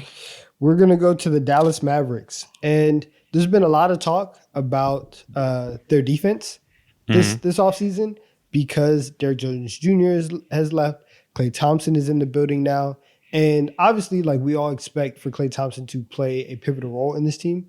My question for them is the defense still going to be the same? Because we've seen that, like, whenever whenever the Mavericks have made deep runs over the last couple of years, whenever they made the Western Conference Finals in 21 and then the finals last year, they were able to make a switch kind of like in the middle of the season where their defense goes to another level. And so they finished last year, honestly, like kind of around middle of the pack. They were like 13th in defensive rating. But really? Wow. It wasn't. Listen, maybe because earlier I messed up and I looked at playoffs, so maybe I messed up the stuff. But even like when they were rolling, like when you talk about them, like around the All-Star break and like in February and March, they are a team that was high up in defense, and that was something that you started to see. Oh, they could actually really do something. I'm very, very curious to see now that Klay Thompson is there, who at this point in his career, not an amazing defender. We know Luka is not a defender. We know Kyrie on a night-to-night basis, especially in the regular season, again, not a defender. You're putting a lot of pressure on PJ Washington and Derek Lively to man that defense. Is it going to be the same? And if it is going to be the same and hold up, shout out to Jason Kidd, shout out to the Mavs, because then they will 100% like be in contention for like a top 2 seed in the West. I think they're going to have some growing pains, and so that's why I'm asking the question about the defense, because that will let me know whether they are primed to make a run back to the finals or if they are the same, the Mavericks that we've seen for a couple of seasons now. Yeah, that's a good analysis. They're so interesting because there's a lot of great teams out west now, with the Grizzlies coming back into the fold, the Thunder only getting better, the Timberwolves having another year of Anthony Edwards development. It's going to be stacked in the top 5, so they could be anywhere from 1 to 5, honestly. Like, and to say they could be the 5th best team isn't really a slight to them. I know Dallas Mavericks fans have like a chip on their shoulder insecurity issue where they feel like everybody's always doubting them. They have just the most thin skin ever. I isn't calling y'all a bitch. the biggest, the crybabies in the world. But they could realistically be 5, and they could be 1. And what's interesting is, the second half of the year, you mentioned after they made those deals, they were incredible. They were like on pace to be the 1 seed. So I think they have a chance to do that again and have it translate. Do you feel like Klay Thompson is going to make them better? Because they do. Mavs fans will tell you that all they needed was one more elite shooter, and you add him into the mix, and he's not going to take away from what they did defensively. That makes them even higher level. If you believe that to be the case, they can realistically be the 1 seed because they were on a ridiculous pace after that trade. They can be better offensively. Like I think that from like a start to finish product in the regular season, yes, Klay Thompson can make you a better team. I think that for them though, especially when you get into playoff settings, everybody knows you want to make it far. You need to be able to defend. And are they going to be able to go an entire year not really playing elite defense and then flip the switch in the playoffs? Or are they going to go the first half of the season, again, the defense not to where it was towards the end of last season, and now you're starting to think, okay, do we have to make a trade? Do we have to go bring somebody in here to shore up the defense? And now who are we moving around? What assets get moved? Or can we just say from day one, this is our team, this is our lineup, this is who we're rolling out, and then we go into the playoffs and have some continuity and not have version 1 of the team, version 2 of the team. I don't think they'll be in a situation where they're going to make trades at all. I think their team is pretty great. But I think the question will be, if they come out to the start of the year and they have the 22nd ranked defense and they're just like around 500, not looking quite as good as you'd expect coming off a final trip, the question will be, do we have to bench Klay Thompson as our starting small forward and start, what's his name, blanking, from the Pelicans, Najee Marshall? That could be the reality. And that's very tough because I'm sure Klay Thompson went there with a starting spot promised to him, and that's probably a big part of why he chose the Mavericks over the Lakers and over returning to the Warriors. He probably thought he'd be an integral part in winning a championship for this team that's on the cusp. And what does that do? Politics might get in the way. Politics might get in the way. You telling me that he wouldn't be still an integral part coming off the bench? No, he would. But does that? It's hard to accept. Him? I don't know. Yeah, it might be hard. And again, this is a good problem to have because again, calm down, Mavericks fans. I'm not doubting you. You will be a very good team, but your starting small forward situation is sticky, and this could mean nothing. Maybe Klay Thompson is rekindled in this great smaller role for him, and he's shooting the shit out of the ball and is defending well enough that everything else can do fine. PJ and Lively can handle the defense. Maybe it will be for nothing. But maybe starting Kyrie, Klay, and Luka together makes it kind of hard to have enough perimeter defense to let your bigs do their thing. Exactly. One of the biggest things for their defense last season totality wise, it's just like a lot of people just had a lot of leeway. Opposing teams had a lot of leeway getting into the paint. It was free for all. And that, when you look at that, it's like, okay, like Derek Lively, he is obviously one of the better defenders at his position, and Daniel Gafford is Daniel Gafford, just big and long or whatever. Yeah.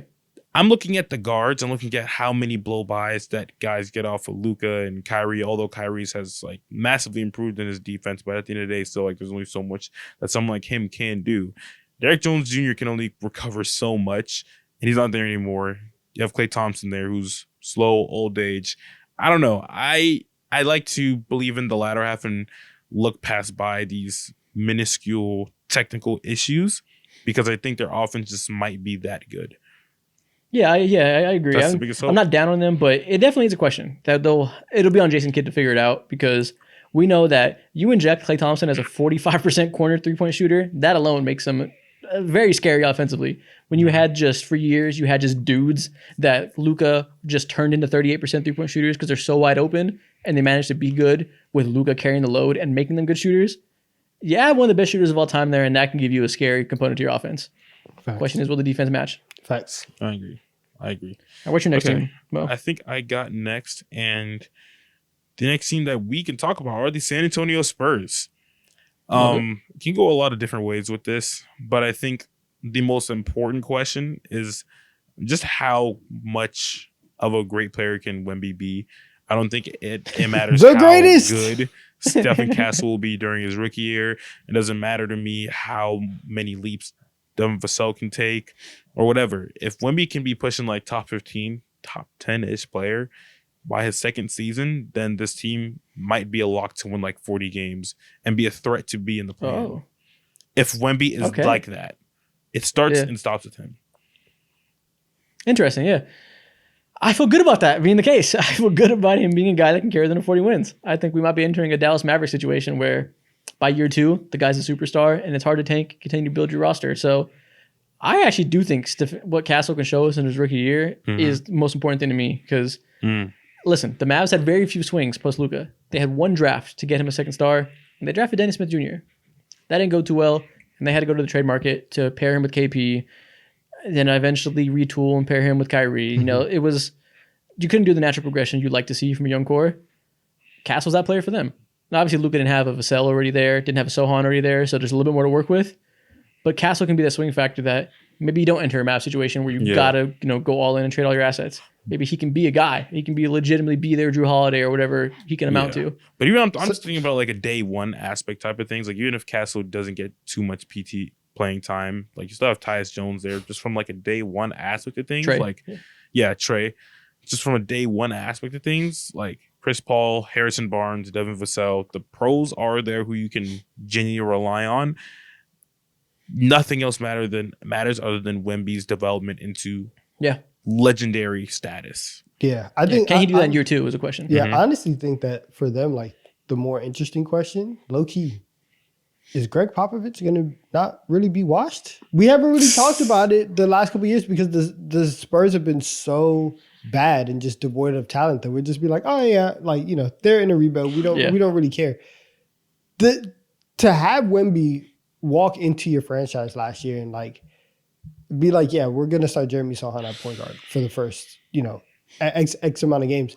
That's crazy, right? And then to say, hey, I know that he is like 7'5" and that he's a center prospect. We're going to play him at 4 and we're going to play him out of position. Like they did a lot of things that were very, very late. And now that you have a guy that we all think can progress forward and you do have some veterans on that team, is Greg Popovich going to step back up to the plate? And then we're going to look at the Spurs and be like, oh, they're actually doing some really smart stuff this year.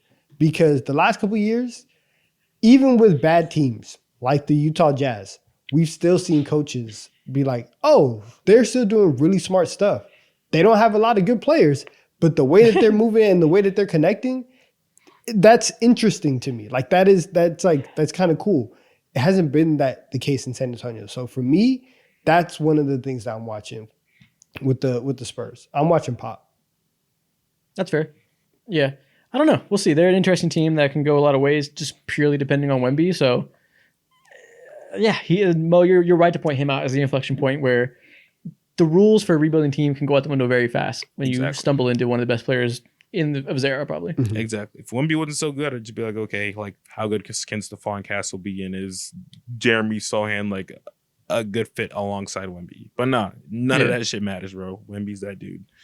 We each have like 5 left, right? I have 4 left. Oh, okay. And I'm going to do 2 at once because my question for the Chicago Bulls and for the New Orleans Pelicans is simple. What the fuck are you doing? Very simple. For the Bulls, it's more specifically, how do you distribute these minutes with all these guards? Do Yeah. How do you Shout out distribute the minutes with all Shaq these guards? They have Josh Giddey, White, Ayo, Levine, Lonzo, Oh my Duarte, gosh. Javon Carter, and Taylor Horton-Tucker on the roster. We'll see if Lonzo plays. We'll see if Lonzo plays. But We'll see if Lonzo plays. We'll see if Levine plays. We'll see if THT Yeah. plays. Like, listen, their job is done, right? Like half of that list is just not going to get PT. we'll see. But hopefully, those 2 guys are alive and playing. Yeah. They have 8 guards on the roster. And obviously, they're not beholden to giving Javon Carter, THT, and Duarte big minutes, but they're on the team for a reason. And even if you focus on the top end, who do you start? Josh Giddey, White, and Levine? Levine at the 3? Yeah. Yeah. I don't like that. Yeah, Ayo off the bench. If Lonzo's back and playing decent basketball, what do you do with him? Like, it's a logjam at guard that Josh Giddey's presence necessitates the ball to be in his hands, which necessitates Josh Giddey to be prioritized. And I don't want to take the ball out of White's hands. I want Levine to get some trade value back and be able to cook a little bit. Like, it's just a weird logjam that just doesn't make sense at all. And they probably the weird thing is they want to win games, so they're going to need it to make sense because they're going to try to compete. And I don't know what they're going to do. It's weird. Let's put decision makers in the front office These guys back in suck. school. These guys are terrible. So stupid. Yeah, Oh my let's goodness. genuinely put these guys in tutoring sessions: math, science, English language, reading comprehension, like all of it, bro. They need all that of it. Kumon. Yeah, Kumon for Their sure. GM is not Come on, saying. Khan Academy. Their GM is not. And they gave up Caruso for Giddey, so they have like No picks. they have They're a so obligation. It's They have an dumb. obligation to prove their investment right and make him work. So they're gonna be playing through Josh Giddey a good amount because if he sucks, they look stupid as fuck, which would not be new for that administration. It won't be a new feeling for them, but I think they want to avoid it. So I think they're gonna go all in on Giddey being a guy, and that's fucking gross with the other people on the roster who are better. A guy. A dude. Modest Buzelis, please save us. Modest Buzelis, please save us. Modest And Buzelis, please Buzelis! save us. Modest Buzelis, Ah. please save us. He needs to play the 3. There's so many logjam perimeter guys. Okay. Well, don't even say any words. Fuck them. Let's go. The other part of this, the Pelicans, what the fuck are they doing? Because we talked about it on the last stream where we did our NBA wish list of things you want to happen. And the number one thing on my list was please make a goddamn trade, Pelicans. Because last year, the talking point coming out of the season was Trey Murphy is awesome. Trey Murphy is awesome with Zion Williamson. Put the 2 together, they both need to start.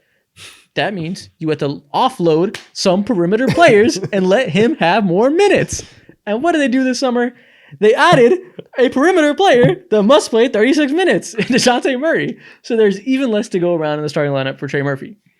Their team doesn't make sense anymore. It barely made sense last year. Now it makes less. They have one less center. Their only centers are Daniel Tice and Misi, a rookie. We'll see if he can surprise us and be a Derek Lively type and start for them. I wouldn't bank on it. I can't remember the last time Daniel Tice's name was important to me in an NBA setting. DeJounte Murray is a good player. That's the kindest We'll way see to if call he's a someone good player. irrelevant. We'll see if he's a good player next to Brandon Ingram and Zion Williamson. That's not the dream trio I have in my mind. We'll see what their spacing is like if they have to bench CJ McCollum to make that work. So CJ and Trey Murphy are their best shooters, neither of which may be starting because you can't bench Herb Jones. DeJounte, Herb, Ingram, Zion, Misi is disgusting spacing. So maybe they got to start Zion at center. There's so many moving parts that don't fit super well together. Please, are they going to make a trade? Do something logical for me. I'm begging. Now. 100%. Listen, we've talked so much about the Pelicans. Like, I personally, I have no more words to say about them. I'm just I do. We can move on. Both these teams, what the fuck are you doing? Like, I try not to make these opening season questions just be like, blow it up, make a move, trade season. But for them, I have to. Like, what are you doing? Like, the team doesn't make sense as currently constructed. Exactly. Adrian Griffin enroll in after-school programs with your grandchildren or kids. Adrian Griffin, you mean My bad. I David- said David- yeah. I said David Adrian Griffin. What? Adrian you Griffin. too. Everybody get out of school programs. Everybody get hooked on phonics. Oh man. All right, I got What's your next team, Donovan? I got next. I'm gonna go 2 because both of these questions revolve around the team's star point guards. So we're gonna go with the Indiana Pacers and we're gonna go with the Los Angeles Clippers. And the question is, what version of your star guard are you going to get for the Pacers? It is very clear. You have in-season tournament Tyrese Halliburton, where he was averaging 26 and 12, scoring, right, leading them to wins. The offense was amazing, super dynamic. He looked like one of the 4 best point guards in the league. Are you going to get that? He had a hamstring injury, right? You brought Pascal in last season. He wasn't the same. We saw flashes of it in the playoffs in certain games, but the shooting just never came back. And the bag work, while we joke around about the bag was not there, right? Like his creativity in terms of scoring wasn't there. So are we going to get some more creativity with him as a scorer going downhill in the intermediate range? Or at the very least, is the 3-point shot going to be consistent? He's been a good shooter for a majority of his career. The stress that he had, is that a weird turn that he's going to have for his career? Or is that just, hey, I was playing hurt through a hamstring injury because I was trying to meet this 65-game rule. And now I've been healthy. I didn't play in the Olympics at all. So I really haven't played any basketball since like May. I'm good to go. Because if he is that version, then that is a very, very good Indiana team. And they have a future and something to look forward to this season. And it's also the same thing with the Clippers. You know, right? 1, Paul George out the door. You know Kawhi Leonard is going to miss games, right? He has already had a procedure done. Can James Harden be the version of James Harden that can carry an offense, that can carry them to wins? I don't know. And if he is, then the Clippers can be a competent team in the playoff race. If he's not, they will miss the playoffs. And it is as simple as that. Yeah, I have a lot of faith in Tyrese Halliburton for the first part. I think he'll be fine. I have very little faith in the Clippers. I do have faith in James Harden being able to be a little bit better than last year. But with Kawhi Leonard also already dealing with an injury coming into the season, so how about this? I have a lot of faith in Harden plus Kawhi being solid. I have no fucking faith in Harden plus a bunch of dudes being solid. I think he's past the point of being able to carry nobodies like he did in the Rockets. But I think with Kawhi, they could be pretty solid. And Harden can do enough on-ball scoring with his playmaking so they can be still in the play-in race, still solid. But if Kawhi misses games, my God, it's going to look ugly for James Harden. Well, it's already looking ugly. I guess it's going to look ugly because Kawhi's going to miss games. Like it's what he does. But yeah, so that's the 2 where those point guards. Okay, you are really, really going to define those team seasons. Yeah, you good? When it comes to the Indiana Pacers, You okay? Oh my God, you made me laugh while I was drinking, so I inhaled a little bit of water. Yawning, choking, sneezing. We're everywhere today. Thank God. Listen, that's what it's like when we sit with you guys for 3 hours, and eventually some weird shit's gonna happen. It is what it is, man. It is what it is. Okay, I think I have 1 or 2 more teams left. Yep, 2 more teams left. That's crazy. I have 3 teams left. Yeah, okay, so one team, the Washington Wizards, no questions. Alex R, you're 6'11", 7 foot, act like it. Cool, next.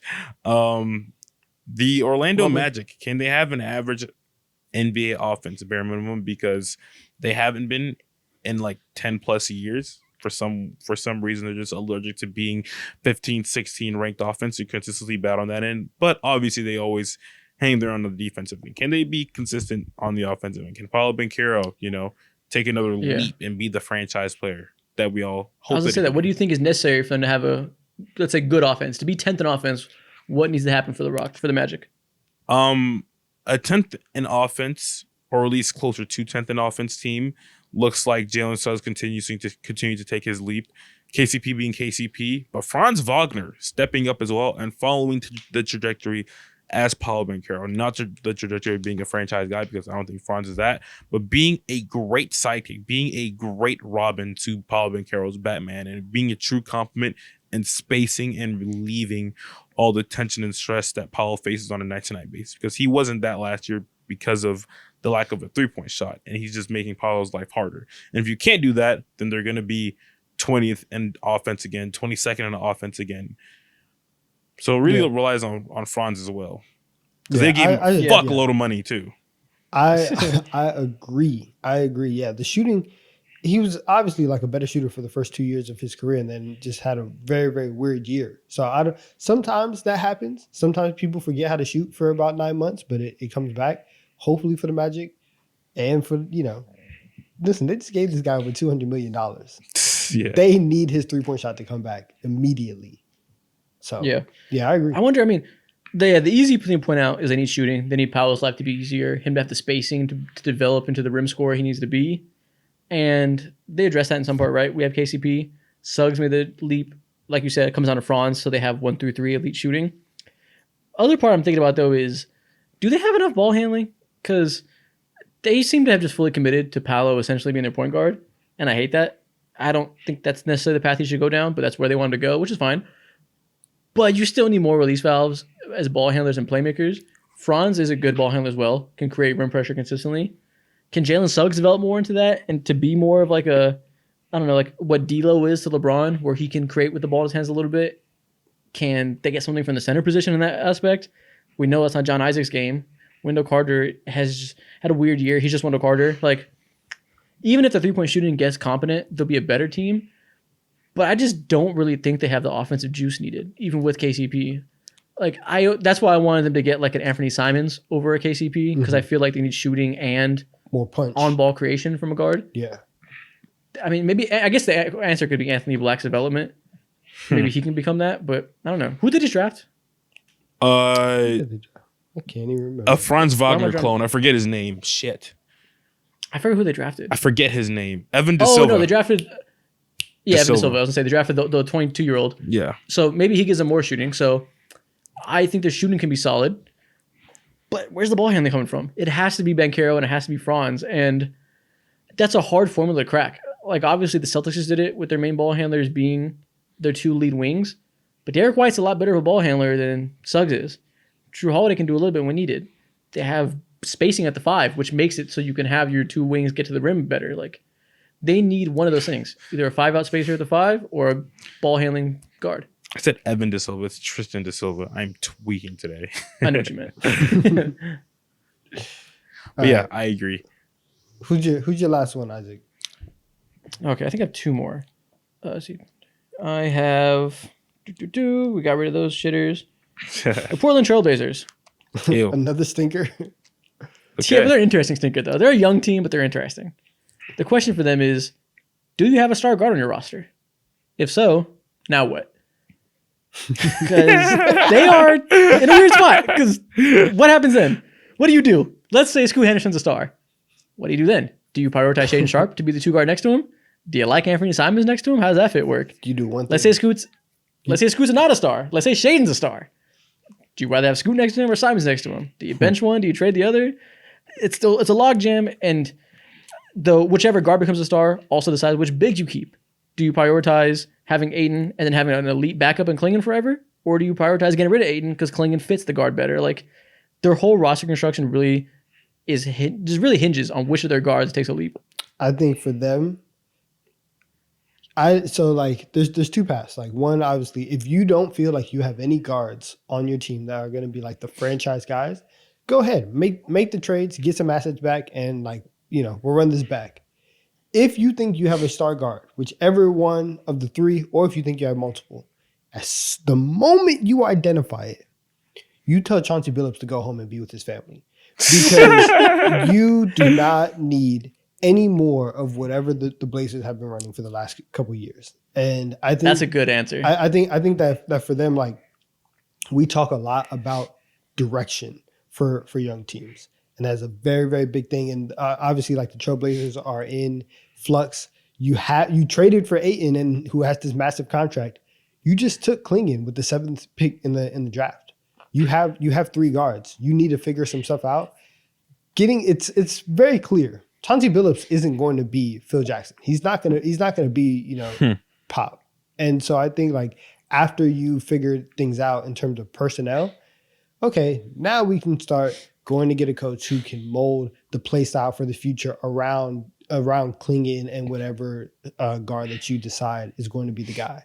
So there's still some work to be done, but they're kind of at that point where you do need to hit a reset again on the coach. Who are the guys? Yeah. Who are the guys? And that's a good point. Yeah. I really wanted to be Scoot Henderson because it almost feels like, yo. Who are these guards? I really wanted to be Scoot Henderson because it feels like he's almost like been forgotten about, and the NBA's like slowly phasing out of like the hype, the massive hype that he had just like 2 years ago. I remember when, again, 2 years ago, he was in the G League and he had like 2 absolute classic duels against Victor Wembanyama, bro, back when he was playing in France. And everyone's looking at Scoot as a Westbrook, Derrick Rose type hybrid, just uber athletic guard who's going to get to the rim by any means, even though he has a small stature, because of the creativity and explosion and finesse around the rim. And in the NBA, their injuries and all that stuff, and just like clunky fit in general that the Portland Trailblazers put him in, things just haven't panned out when it came to, it seems like he doesn't have that same explosion, and like exactly now he just met his match in the NBA, which I hope not. Yeah, that ended up being lazy analysis of the easy comp. His athleticism was oversold. Yeah, but that doesn't mean he can't be a very good player. Mm-hmm. Like I think him being a superstar is out of the question, but him being your starting point guard forever and like being a legit high level player, maybe sneaks into an all-star game or two, that's still very much on the table. He can still be a very good player. No rookie guard is done after the rookie year. But it has to look different than we expected. He's not going to be the guy that blows by you every single play and it's just an unstoppable force of nature getting to the rim. He needs to develop his guard skills, his passing. Defense needs to be a calling card. 3-point shot needs to be decent because the athleticism isn't good enough to make up for it. We'll see. Tough. We will see. All right. Who's your last team? Wait. Dom, who's your next team? All right. My next team, the Minnesota Timberwolves.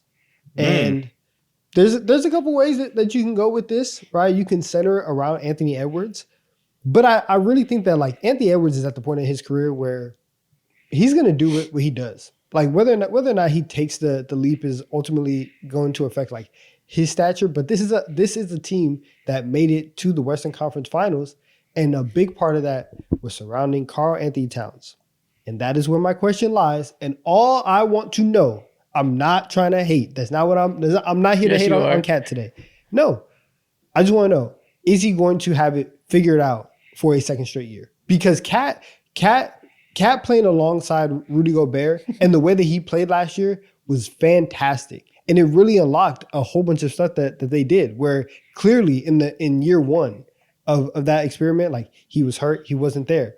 I just want to know like if that's going to be a consistent thing, because if not, then I think that can kind of derail a lot. I think like that has a hater at heart. I love it. What do you mean? That has out of everything that they do, Cat's fit alongside Gobert can derail the team more than anything else on that. I agree. On that team. But it's just so funny because you're a hater at heart, even when you're trying not to be, and I respect it. Because your question last year was, I don't think Cat and Gobert can ever fit. That's a big problem. And then they proved to fit. They figure it out in a way that's sustainable for a whole season and a whole playoff run. Let's see. And the next year comes around, and your question is, let me see it again. Improve it. Let me see it again. What do you mean? Do you want me to do the actual thing? Do you want me to ask the actual question that I want to know about the Timberwolves? Is Karl Anthony Towns going to actually show up in the playoffs? That's the thing that I actually want to know. He did that last year.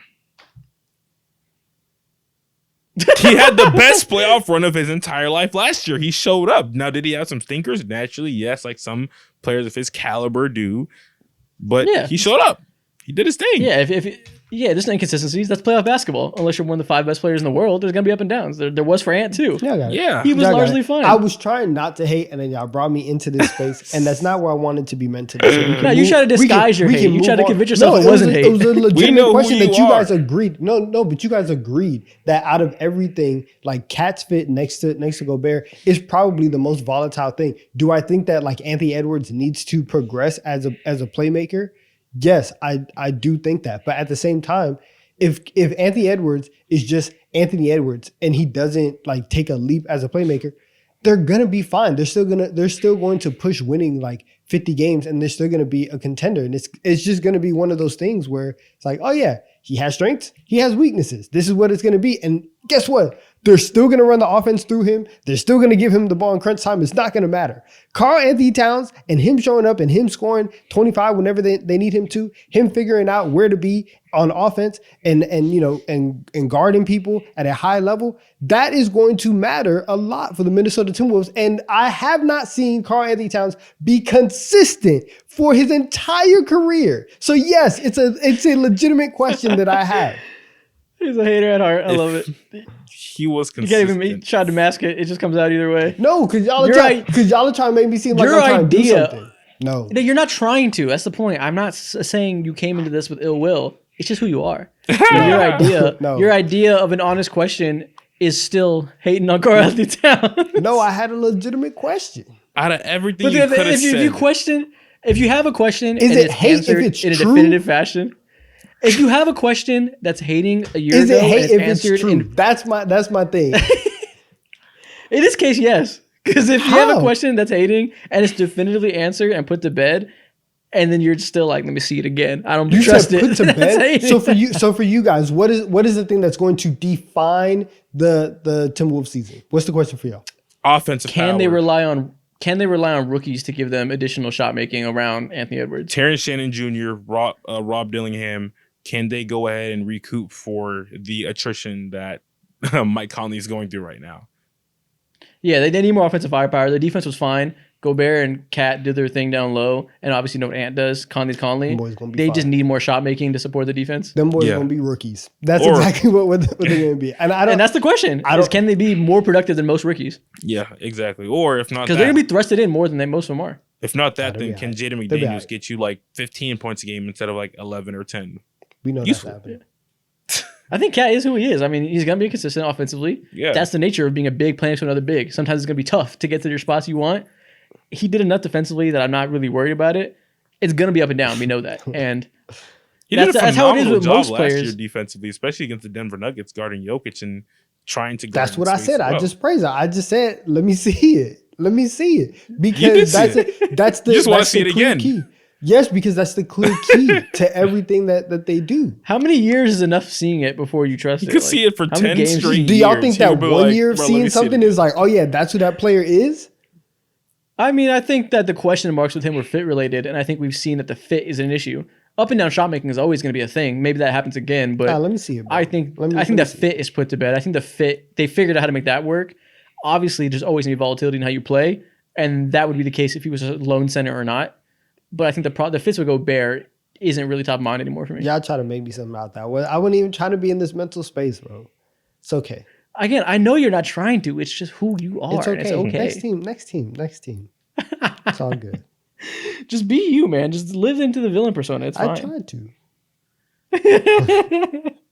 My last team is the Philadelphia 76ers. I guess I really have two questions. One's a minor one and one's a big picture one. Minor one is, can Caleb Martin be your starting four? They're a bit thin. Obviously, they assembled a big three. Caleb Martin's pretty small. He's a good player. And in many matchups, it'll be fine, I think, to have essentially four guards. Three of them are big guards in Kelly Oubre, Paul George, and Caleb Martin. They're like small forward-sized bodies that kind of play 2-3 rather than 3-4. That can be okay in most matchups. Joel Embiid is huge and a really good defensive player. You might encounter some matchups with teams that are heavy on the offensive boards where that might become an issue. So are you okay with that? Or do you need to find another big at the trade deadline? Not big, but like a four-size guy. Yeah. But the bigger question that'll actually define their season is Tyrese Maxey going to make another star leap and make us realize this team is so much better than we thought? Because it's possible. If Tyrese Maxey is going to be who he is last year, we know this team is pretty good. They're going to be in the range of 2-4 in the East, neck and neck with the Knicks. But also Tyrese Maxey is very young, has gotten better every single year of his career. They could be. What one. if he's just like a top 20 player next year? And this Tyrese team might be in a whole different stratosphere. Maxey was already a top 10 point guard in the NBA. He was already in the Damian Lillard conversations, which no one foreseen coming for a multitude of reasons. Him being even better, you put him in like the De'Aaron Fox, Trae Young, Tyrese Halliburton range, which is just like, okay, you're a routine in and out all-star type talent. Yeah. Well, What needs to that's who happen in we this have. game for that to happen, though? What needs to happen consistently? That's who we have. What is like an elevated Tyrese Halliburton look like to He you guys? needs to be a better passer because Or now we have Maxey. Paul George to pick up some passing, some scoring load. Mm-hmm. They have a playmaking need now. They don't have James Harden like they had a few years ago. They have another scorer, so Tyrese Maxey's going to focus less on that. And Joel Embiid's going to become better as a passer. But if you're going to have this big three to have it be balanced, he needs to be like a legit lead playmaker that can run pick and rolls, hit skip passes, create and transition for others, hit all the necessary passes needed. And he's fine as a passer, but he's not like elite. And he's good enough as an off-ball scorer, good enough as an on-ball scorer. The playmaking was necessary. Like all those guys you mentioned to get in that conversation, they're all very good passers. Like even John Morant, who's in that tier, is probably the worst passer of that bunch. Still a better passer than Tyrese Maxey. Still does more with his scoring gravity to create for others. And I'm sure he knows this. That's what Tyrese is probably focusing on this summer with Paul George coming in there. But it's that. What if he takes the like other route and just becomes like a glorified bucket in any capacity, in every capacity, similar to like Jalen Brunson? That could be. Well, great. If he can be the best isolation scorer at the position, that'd be awesome too. Yeah. Hold your horses. There's levels to this. Understand. Yeah, so that would be the signing thing is if Tyrese Maxey has one more leap in him, they're going to be in the conversation for best team in the East right after the Celtics. Like they can make a jump that we're like, oh, Knicks who? Knicks who? And that'll be the deciding factor. Wait, yeah, wait. if Tyrese Maxey's like a star, we could be like, oh, we thought they were going to be a competition. This is clearly the second best team. Well, Joel Embiid is healthy, but if not, they're going to be in the same mix with them, the Bucks, whoever else you want to put in there. But Tyrese can set them apart if he makes a big leap. Stay on that side. Knicks Stay on who? that side. The Knicks who's crazy. Stay on that side. If Tyrese Maxey becomes a superstar, You so I'm made saying your like. choice. You made your choice. You rock with that. I actually didn't make a choice. I think this whole topic is me clearly not making a choice and saying, what if? This is like the antithesis of choice. I know what you're thinking. I know what you want to say. It's okay.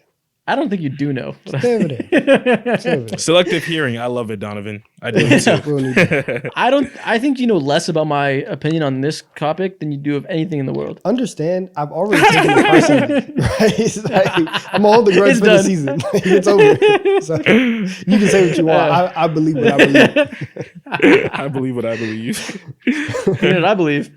I believe that is one question for every single NBA team in the league. It took us almost Nope. 2 hours to get there. There's two more.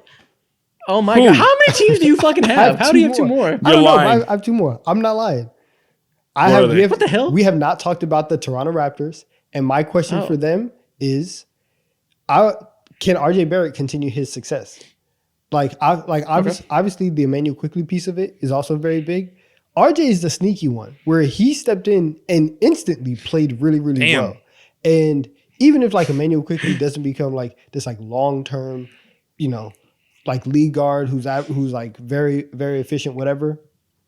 If you have Scotty Barnes and you have RJ Barrett who's playing really well, that forward duo is intriguing. And it's like, it's a diamond in the rough. And so like, listen, I think that the Knicks still won the trade for getting OG, but if RJ can go and score 20 points a night and do it very well and his shooting can come around, now we're starting to get to a version of RJ Barrett that Knicks fans thought could be there for years and it just never happened with the Knicks. But if he's that for the Raptors, now your building block is very, very solid. And so I think that is like very interesting for them going into the season. And then I agree. And then my last question for the Oklahoma City Thunder. Who is closing the lineup? You have Shea, you have J-Dub, you have Chet. You know those three are going to be around.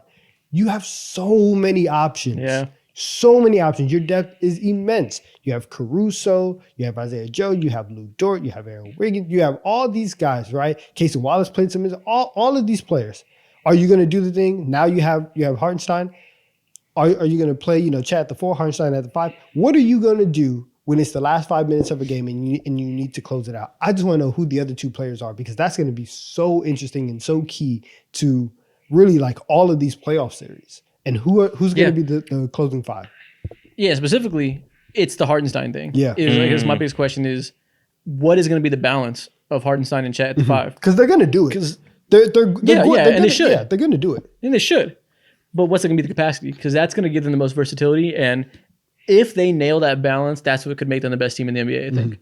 That, look at them versus the Celtics. They both have high perimeter talent, high-level star players in Tatum and Shea, Jaylen Brown and J-Dub. They have, like, similar level skill set with their role players. Well, I must say that. Drew and Derek White are better than the guys after. But, you can see them matching up, but the Celtics just have a higher level in many ways, unless they can nail the Hartenstein and Chet thing and give themselves a different level of versatility defensively and offensively than any team in the league can currently do. It's very rare in NBA history that you have a big like Chet who can be the best rim protector on your team, one of the best in the league, while also being elite shooter and creative with the ball in his hands a little bit. If he makes that jump and can do that and be your stretch five in a way that unlocks things similar to Kristaps Porzingis, but then you can also throw a look at them similar to the Timberwolves do and have a Gobert Cat type thing where you have Hartenstein and Chet. Obviously he's not Gobert, but just two bigs that can really defend really well down low and give you size while one is shooting. Think about in a playoff setting. Planning for one of those looks is already terribly hard. Like planning for a Jason Tatum and Kristaps Porzingis frontcourt is very difficult. That's not super dissimilar to a J-Dub and Chet stylistically. Now, obviously, Tatum's better. Celtics fans, calm down. But imagine planning for that, and then game one comes around, you nail it. You beat them. Game two, they come around, now you got to plan for the Timberwolves, because now you got to plan for Hartenstein and Chet starting. Like, that is very difficult, and you can do that within every game. Yeah. So you have to deal with both looks all the time. If J-Dub takes another step too, so you have two legit stars next to him, that's so hard to game plan for. Yeah. Exactly. Optionality is the word. And the Oklahoma City Thunder seem like they've nailed that to a T. And they have the optionality with Caruso and Dort, so they can play one or two elite defenders next to them. We didn't even. That's crazy amount of lineups. And then with one of the smartest coaches in the league, Isaiah Joe got re-upped. Aaron Wiggins is still there as well. Like they got rid of Josh Giddey. They're gonna have such a fun regular season. It's just gonna be like they're just gonna try stuff, and it's gonna be so interesting. Just straight experimentation. They can be massive. They can be really fast. They can be great shooting. They can lock down defensively. Like I can't remember a team with more options besides like the first year the Warriors got KD. Yeah, when they still had bigs, Draymond could play the center. Maybe the Toronto Raptors and Kevin Durant. Maybe the Raptors. Yeah, maybe 2019 Raptors. Too. But yeah, because they had Ibaka and Marc Gasol, so maybe that's similar. Yeah, Ibaka, Marc Gasol, OG Anunoby off the bench, Norman Powell. That team was nasty, dude. Norman Powell. That was before they became the players they are today, obviously, but still. Yeah, impressive. Siakam was taking a leap. Yeah, like those are the types of conversations this team is going to be in terms of versatility. Yeah, right. And all them boys young, still cheap too. Sam Presti has plethora of picks in the background. Ooh, God. They got it good. He's like, ooh, God. Ooh, God. All right. Hey, you guys also reminded me, too. We talked about 29 teams. There's one team that we haven't mentioned. It's the Atlanta Hawks. I think they were your team, Isaac. Oh, that's who I forgot. Are they on my list? Did I not write them down? They were on your list. The Hawks? Oh, no, they're on here. Okay. That makes sense. I forgot a team. Okay. Let me write the timestamp down. You just tried to get away from me, and I'm reeling you back in. Let's talk about it. Okay. I'm glad, because this is actually a team I had the most research for. I completely forgot about this. It'd be like that. I have so many notes. So many notes for the Atlanta Hawks, because they're very interesting this year. They're almost like swept under the rug as being irrelevant this year after they lost DeJounte Murray and went to like a mini rebuild. But I find them quite fascinating as a team. My question about them is, can they build an elite defense around Trae Young? Because, last year it didn't work because DeJounte Murray and Trae Young were absolutely terrible together. They had among the worst lineups in the NBA with those two playing. They were consistently very piss poor because those two just didn't fit. As talented as DeJounte Murray is, they are better without him pretty clearly. Last year when Trae was on the court and DeJounte was off the court, they had a 112 offensive rating, which is 92nd percentile in the league, one of the best. But they only had a 119 defensive rating. So they couldn't defend for shit with those two guards on the court, even though DeJounte was brought in to be like a defensive stopper, It wasn't the case. Now they're entering a world where you have Trae Young, you have Capella and Onyeka as your two centers, and you have a fuck ton of wing-sized defenders. Like so many versatile defenders. You got Dyson Daniels, you got Jalen Johnson, you got DeAndre Hunter, you got Zachary Ricochet. That's a lot of length to put around Trae Young. And I think the last 2 years were the exception to the rule that Trae Young is instantly a top 5 offense in the league. Now that there's no DeJounte to slow that down, I think we'll get back to the place we were at with Luka like 4 years ago when the team was getting interesting, but they weren't contenders yet because they didn't have a second star. But Luka made them a top 5 offense every year. I think Trae Young can do that with lob 3-point shooters around him and a lob catching rim running big man. That can be like the 6th or 7th offense automatically. So if you start Dyson Daniels, you start Ricochet, you start Jalen Johnson, can you make an elite defense around him with the coach they have? Because if you can have like a 8th best defense and Trae Young handles the offense, that might be a formula to be more interesting than people think. We don't even have to get to like an 8th best defense. Can we be average? Can we be 15 while also being the 6th, 7th, maybe 5th best offense in the NBA? Because that right there, you're much higher than you were last year standings wise in the NBA, and you're more of it's a like a 5th or 6th quality seed. depth team. Now, I have so many questions about what the starting lineup will look like. As a Hawks fan, that's like one of my biggest questions. Like 1A, 1-2 thing. Like, will you actually start Dyson Daniels alongside Trae Young? Because to me, that's the obvious pathway to get your team back to where it needs to be. But also, like, seniority, whatever, and Bogey's there. He's one of the best 6 men in the entire NBA. And then DeAndre Hunter is still a part of this roster for whatever reason. So it's kind of weird, and it'll be hard to place him off of the bench in favor of Riza as a rookie day one. So my bigger question almost is, how much of a leap can Jalen Johnson take during his like second year of like actual, not stardom in the NBA, but yeah, this dude is actually playing a guy. minutes. Yeah. Exactly. Yeah, and that'll be the big part deciding can they have that top 5 offense, right? Because Trae Young can do a lot, but you need another release valve there. And we've seen Bogey do that at times in past years, and now Jalen Johnson, who kind of like gives you what John Collins gave you in those years, but even better. But it's just interesting because we saw Quinn Snyder build elite offensive schemes around a generational defender when he's the coach of the Jazz, right? Gobert held down defense, and you surrounded him with strictly offensive players and said he got this side, everybody else got the other. Quinn Snyder kind of has to do the inverse, where Trae Young got us offensively. Can we get these defenders to hold their own and make up for that and just hide him and everybody else focus on this side? And that's a very interesting team building dynamic that we've seen before, especially in different eras. We don't see it as much of this era because you kind of need a certain level of firepower. But I think Trae Young is a type of star player that can let you do that to some success. Like, he can really hide a lot of guys in the same way Trae Young can. I mean, the same way Luka Doncic can. That would be the best thing for his PR.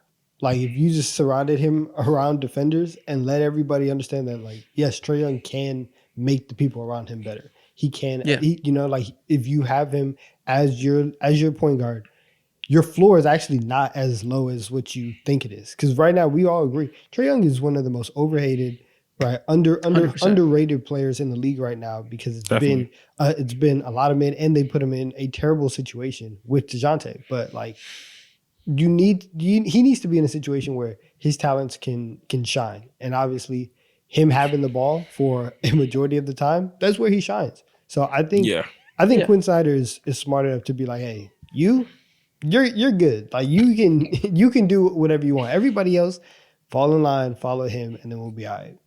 Yeah. And the question is, like, is the defensive talent good enough, I guess? Because I think they'll try this. I think eventually they'll start Dyson Daniels and do the route I'm talking about.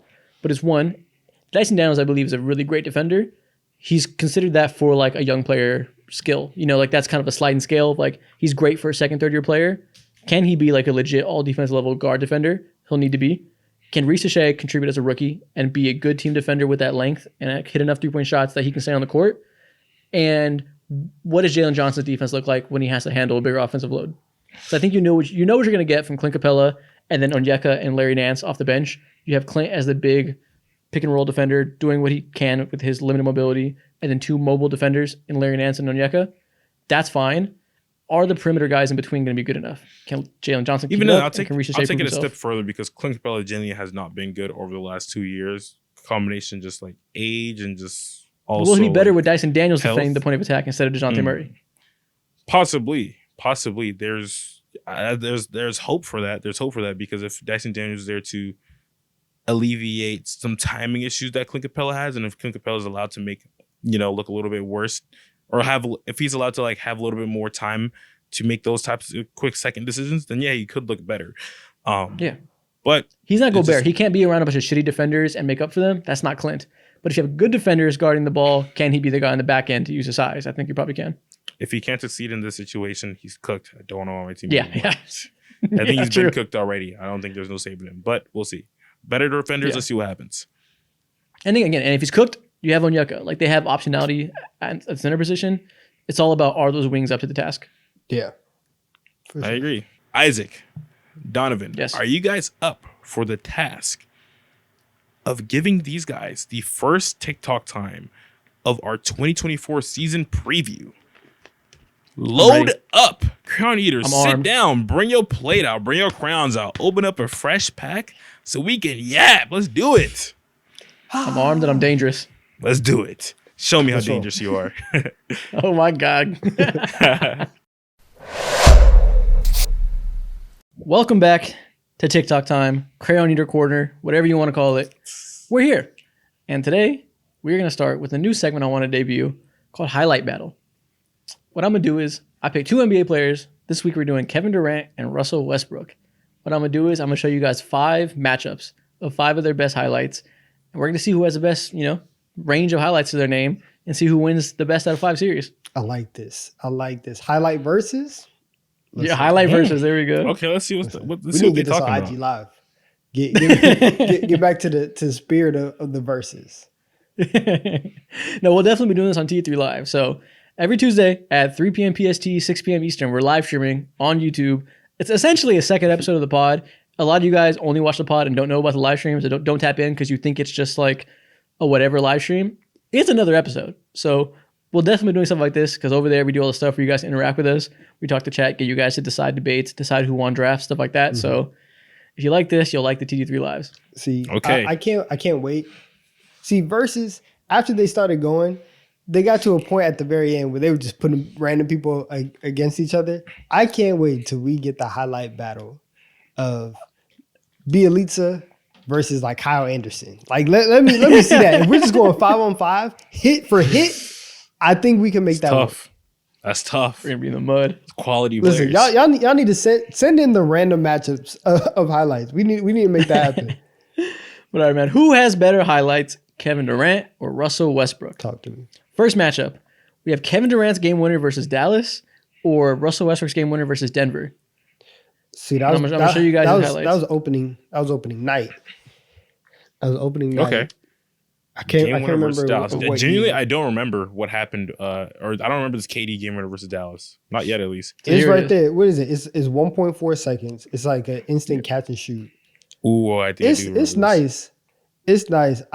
An opening night game winner is pretty cool. Starting the season off like that, that's a strong entry. It is, and especially like from that far fading away. Ooh. Also, It's a listen, tough shot. they got me with the camera angles. Ooh. That camera angle of the crowd pop is very fire. They don't do that anymore. And OKC's crowd is crazy too. We need to get Yeah. back to that. Ooh, opening But night. That's a strong shot. Listen, but Okay. the narrative from Russell Westbrook's game winner in Denver, it moves me. And it's very hard to separate that from the actual shot. This shot might have won him the MVP. The- Like this gave him so much PR in a historical season. Yeah. That's hard to divorce yourself from. Yeah, I You know believe what? in this shot he locked up playoff contention, kicked out the Denver Nuggets also, while obviously bagging the win. Did so many You know things. what? It's a deep, It's difficult a shot. further shot for Russell Westbrook. I'm gonna say he wins. Mhm. Yeah, this Okay. definitely goes to Russ. It goes to Russ. Okay. Round 1, game winner goes to Russ. That's fine with me. Round 2, KD, We have KD don't get Kevin swept. Durant. Round 2, we have Kevin Durant giving Roy Hibbert a facial Hey yo, versus Russell Westbrook baptizing Rudy oh, Gobert. here we go. Okay. Oh, too slow. Ah! Ooh, KD's a small He dude. destroyed Rudy Gobert when Rudy Gobert was thought to be one of the scariest rim protectors in the league. Roy Like, Hibbert? Roy Hibbert, yeah. oh yeah, dude, KD destroyed Roy Hibbert when he was thought to be one of the scariest rim protectors in the league. God brother damn, Cali yeah. And meant Roy Hibbert is a nothing to him. big dude. See how far back he moved Knee to him? the stomach. I know that hurt. He fell back like 6 yards. That had to have been Yeah, painful. and KD don't got no meat around his knee too. It's just straight bone. I feel like he's getting stabbed. Just- It's like a John Jones elbow. Ugh. God damn, critical. But Boy, starting But- fires. Russell Westbrook destroyed Rudy Gobert. Now look at this Yeah. This is on the DPOY. This stuff is that so would be much better because he's smaller. He got more airtime, cocked it back further, and also it's Rudy Gobert. This is And this is the only good thing to come out of this year for Russell Westbrook. Yes. So it was a whole lot of nothing around this. Yes. This is our only bright spot we can possibly go to. Yeah, I will say Yeah. that Russell Westbrook has this thing when he dunks, his like there's a force that he moves with, just like vertically. It's so strong. Like the force he takes just takes him all the way through, and it looks impressive. I'm sorry, KD, you might get swept because I'm going with Oh Russell my Westbrook God. here. 2-0 Russell Westbrook. And it's like when Russ dunks somebody, the way he reacts, he's like, ah! Like Ed Reed who just hit stick the running back. Like he's so hyped, you got to give him more points. And you know what it is? Listen, KD is at a disadvantage because granted, he dunked over another 7-footer, but I look at him dunking, I'm like, bro, you're 7 feet. Of course you're gonna make that. Like, that's what you should be doing. Russell Westbrook should not be jumping that high at his height. That's strong. That powerful. He's an ox in the air. It's crazy. Okay, 2-0 Russell Westbrook. That's fine. I've seen worse. I've seen harder comebacks before. Let's see if KD can do it.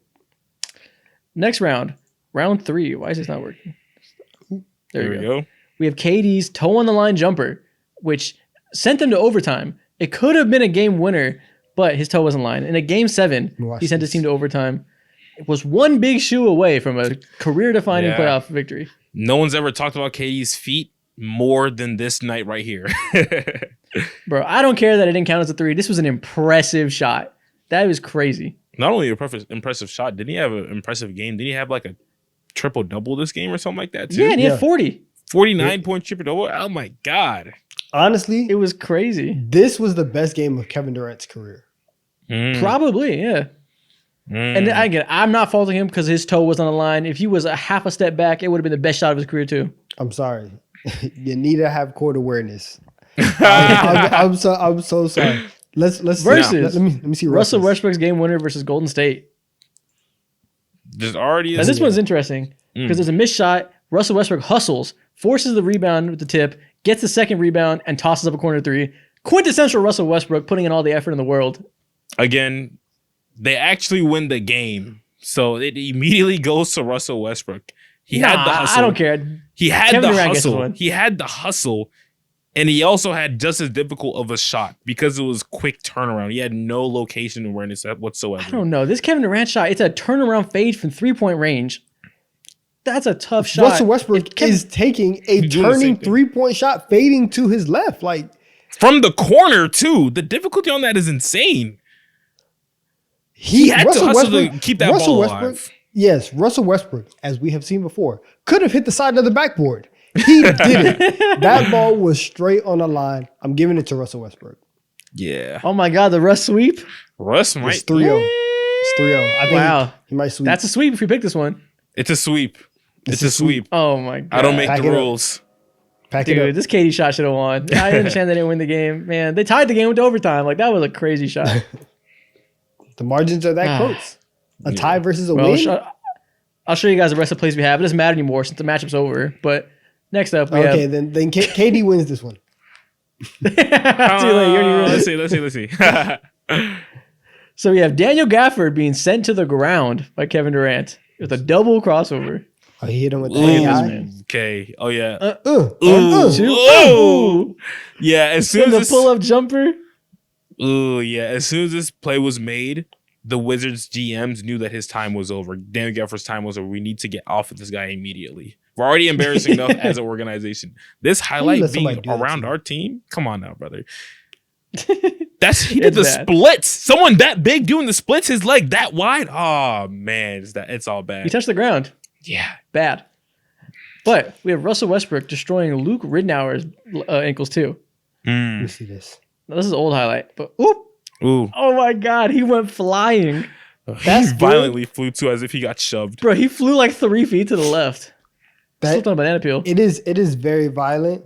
I'm sorry. I think I said I have to give it to KD though. This is KD.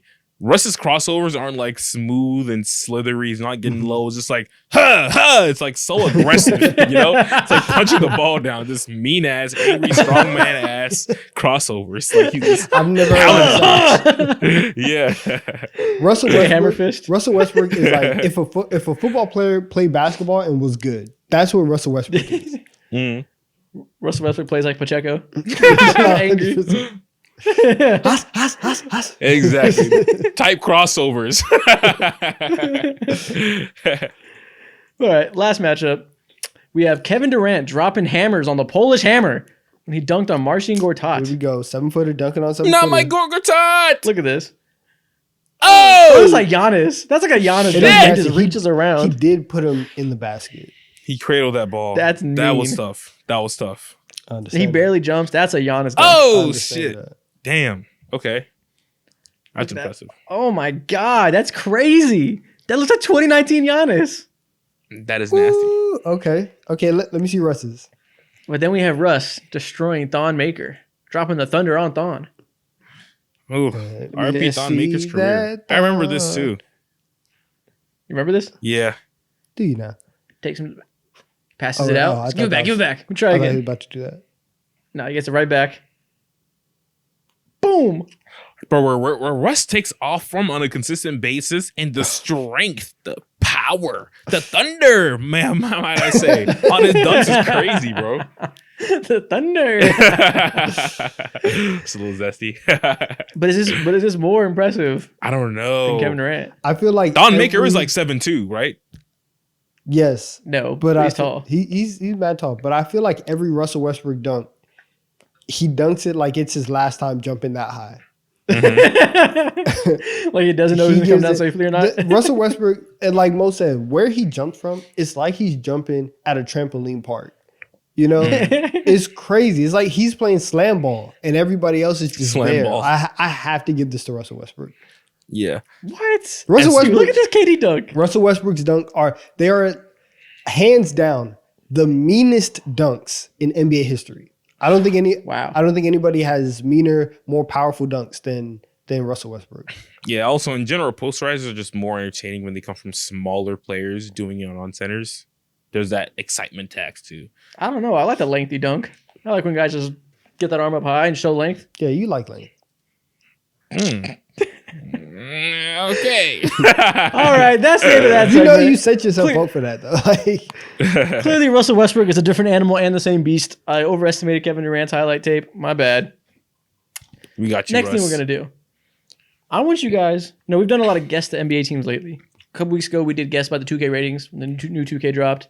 On the last stream, we guessed by colleges, which you guys did way too easily. It was incredibly simple for you guys. Today, like we're going to do a new one we've never done before.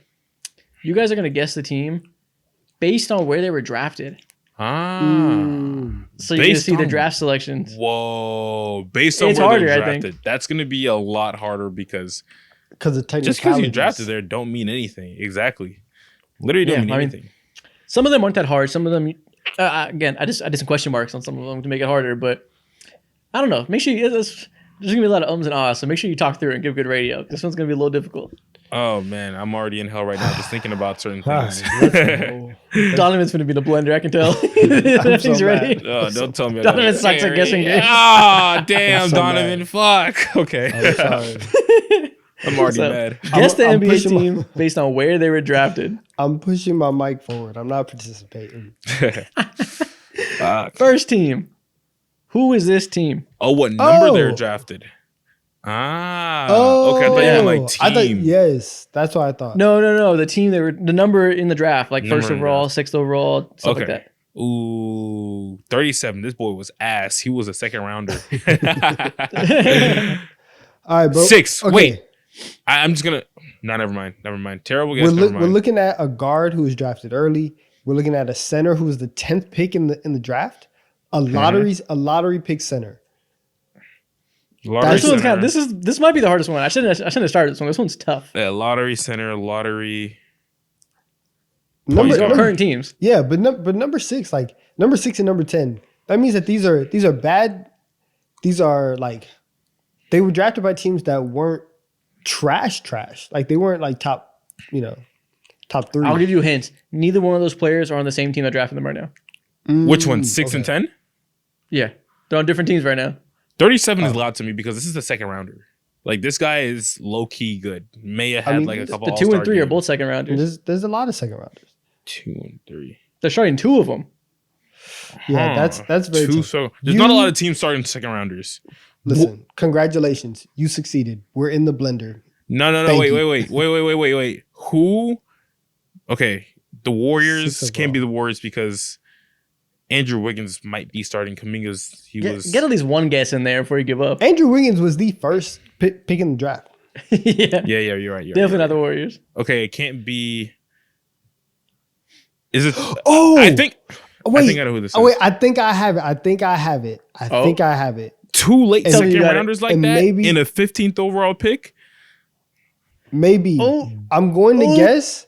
Do it. Going to guess that number 6 is Damian Lillard and 15 is Giannis, and this is the Milwaukee Bucks. Oh my God, you got it. I didn't think you There would. you This go. is the Milwaukee Bucks. That 37 and 15 gave it away for me. There we go. 37 and 32 is Oh my God, Dude, bro. 37 and 32 is Gary Trent and Chris Middleton. That is a difficult one to get. Yeah. Their best player is 15th overall. This is a hard one. Donovan, don't ever doubt yourself again. Look at yourself in the mirror and be like, I am that guy. I got to get on my affirmations. I got you. So you are a Next strong team. and capable man. Never give up on yourself. Always believe. Next team. Who is this team? Ah, shit. Again. Okay, listen. Number 3 overall though. That should tell you everything. Because your guard is number 3, and I think that you should have some knowledge about this. Actually, no, Me? you might not. You might not. I was thinking for a second that it might have been Trey. No, But- it's not. Yeah, Trey was Yeah. like 4 or 5. I No, forgot. it's There's also a number 1 that should be there if it was Trey. But Yeah. we're looking at number 3 overall guards. Who are we talking about? here? Number 3 overall. And who's starting a lot of non-elite draft picks right now? Yes. Think about that. There's 3 of them. 48 is deep, bro. That's deep into the lottery. You know how Yeah. good you have to be in order to be like number 48 and starting?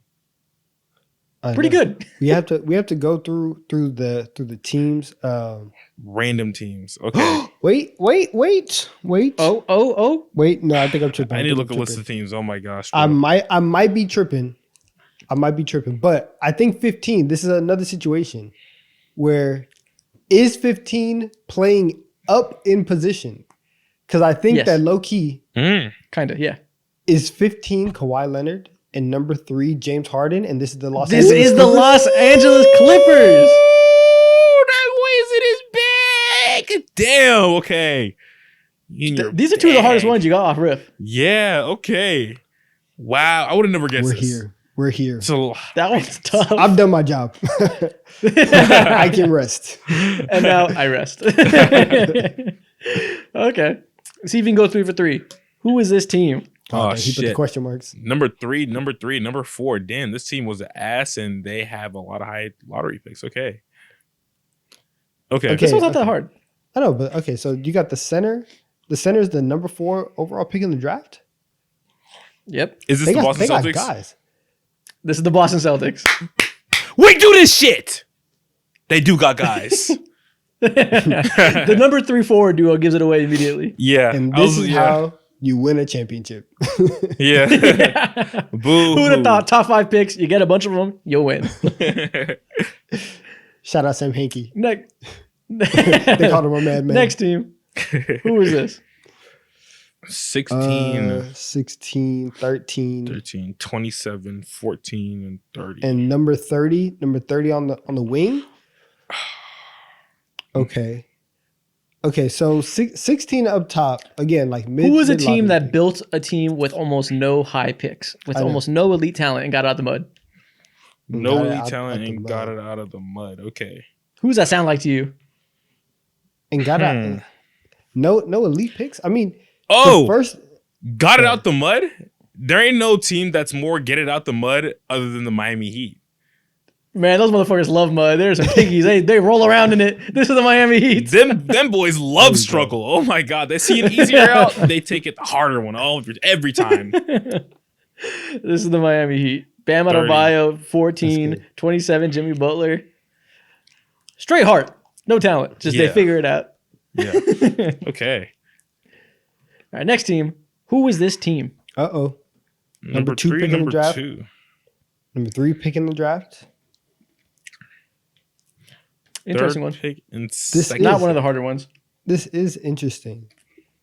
Because like immediately when I saw number 2 and number 3, I thought of the Phoenix Suns, but Devin Booker is out of position here. 14. Yeah. And he was like late. in Yeah, that but draft. if you think about the wait, is this Wait. your man's? Is it my man's? Is this Trae Young at 3? Ricochet at 2? Ricochet was the number one pick. So I forgot I did have the number one pick. Yeah, I keep that's thinking what I thought. Alex Sarr is the number one pick. My bad. Almost. Okay, so So 3 and 2 is jumping out the gym for me. I mean, you're on the right lines though. You're not super far off. Wait. Oh, That was a close guess. This should be very easy. How did wait. not have Is this? Never mind. Wait, who? I'm ashamed. I was gonna say it's the Dallas Mavericks, but it's not the Dallas Mavericks. Brother, No. these are Yeah. two guards that have the number. Wait. Don't no. Don't do it. Don't do it yet. I'm about to press that button. No. Don't make you press that I button. understand. But the two guard, we have to think about the two guards who were drafted highly in their draft. Like, yo, there's something here. I know it. There's not a lot of You two might guards be, drafted you number might 2. think of the shooting guard as a small forward. That might be the issue here. Oh, just playing down. Okay. He's listed as shooting guard on the ESPN depth chart, but you might think about him as a 3 traditionally. Okay. But that being said, I'm giving you like 15 seconds to let that do something. Otherwise, I'm pushing this button. Oh my gosh. Okay. You can't give me the time limit. No. I I don't think know. I may be in the blender. Yeah, I may be cooked. You crashed and failed. This is the Charlotte Hornets. That's LaMelo and Brandon Miller. Oh yeah. You're right. Okay. You're right. I see exactly what you're saying. You got us. Yep. That's So exactly close. what So you're close. Who's 18? Who's drafted number 18 for them? Josh Green. He's not going to be their starting forward. That's what threw me off. Shit. Yep. Newbie. But okay. Next team. Who is this team? Again, top 5 picks. We have number 5, number 4. Yep. Oh wait. Oh wait, no. He went 3 overall. I was thinking this might have been Evan Mobley, but Evan Mobley went 3 overall. And He so did. I'm thinking about That's close though. That is a fantastic. With Darius guess. Garland 5, Donovan Mitchell. I don't remember. Did he go Yes. 11? He Or was something like that? was around 11 or 9 or whatever. That's a great guess actually. the last. Oh, I got it. Right, This is because the last guard that went number 5 that I can remember that's the point guard is De'Aaron Fox. That 4 is Keegan Murray. This is the Sacramento Kings. This is the Sacramento Kings. You are so much better at this than I thought. Donovan, look at you again. Don't ever I'm doubt. Believe I'm proud in of myself. yourself. I'm surprised with myself Never right give now. Look up. at that great. grin. This is great. Wow. I'm genuinely happy. He's got a pocket full of sunshine. Look at him. You think everything's a game. Who is this team? Undrafted. Oh my god. Undrafted. God. Blender. Oh, I'm so Undrafted. close. And number 2 overall pick. Ba. Number Oh, 2 is- overall pick Oh, as never mind. the point guard. That's a point guard. As the point guard, drafting. See, that's Here's a hint. very interesting. Here's a hint. The point guard is on the team that drafted him. Okay. Oh, might be someone fairly new. Or it might not be. That Or it might be. Who's to say? Okay. number 2 overall pick. Mo, come on, I need you right now because I'm kind of blanking. Number 2 overall pick. Please, It's not no one on the Pistons. They have drafted dudes. Think about the undrafted starting 2 guards. That's the best route to go. Undrafted starting 2 guards. There's Keon Ellis. You already said the Memphis or the Sacramento Kings. It's not the Memphis Grizzlies. Huh. Wait. Wait, is that it? Yeah. Is that John Morant? Is this the Memphis Grizzlies? No, it's not the Memphis Grizzlies. Yeah, no. It's not the Memphis You think Grizzlies. Desmond Bain is undrafted? You think Marcus Smart is undrafted? Yeah, no, it's not the Memphis Grizzlies. I'm tripping. Oh, this is. Oh no, never mind. No, Wait. say it. Just say it. No. I was gonna. Oh, Oh, this there. is the Los Angeles Lakers. This is Los Angeles Give me my Lakers. money now! Ah, shit! D'Lo is on the team that drafted him. I didn't lie. That is true. Yes. There we go. Undrafted. Damn. I saw AD and LeBron. I was like, wait, hold on. Something's not adding up here. They're not there. Yeah, if I would have had 80 LeBron, it's 2-1-1 undrafted. That is so easy. Yeah. Okay, there we go. Ooh, shit. Okay. Shout out to Austin Reeves. Next one. Who is this team? Number 1 5 overall pick at the point guard position, and then number 5. You know who that is. You know who that is. This is a team that got lucky one time and then never got lucky again. That number 1, that's Kate Cunningham, and this is the Detroit Pistons. Yeah, perpetually drafting at number 5 every fucking year. This is the Pistons. Sad. It's so Even sad though how that you they got best. are the worst team year in and year out. And you know what's great? There's an additional number 5 pick on this team that's not on this graphic. The Are one you they just serious? got. Oh yeah. Yeah. Oh, so many 5s. Unbelievable. Tough. Next up, who is this team? All right, number 1 overall shooting guard. And the Oh, fourth this is overall- the Minnesota Timberwolves. This is Anthony Edwards and the Timberwolves. Okay, There we I'll get you an easy one go. there. There you go. Shout out to Jaden. Oh, yeah, if you Daniels put and the Rudy other one. Gobert. Yeah, if we went Yeah. 1-on-1, that'd have been too easy. Yeah. And that's the end of it. Easiest one came last. I did not put this order right. That was I think I did it backwards by accident. hard. We're supposed to end with the Clippers and Bucks, but we started with them. That's hilarious. It's okay. Still came out great. That was hard. That was hard, genuinely. The next thing we're gonna do, we're gonna bring back a blind ranking, which we haven't done in a while. You guys are gonna blind rank these NBA players from the 2016 NBA draft. Blind So- rank players, okay. You know who's in the 2016 draft. Maybe that can help educate you, but you don't know who I'm gonna pick. I won't pick the best players. I won't pick the worst players only. Like it's gonna be a mix. So, gonna have to play with that. Okay. So let's blind rank these 2016 NBA draftees.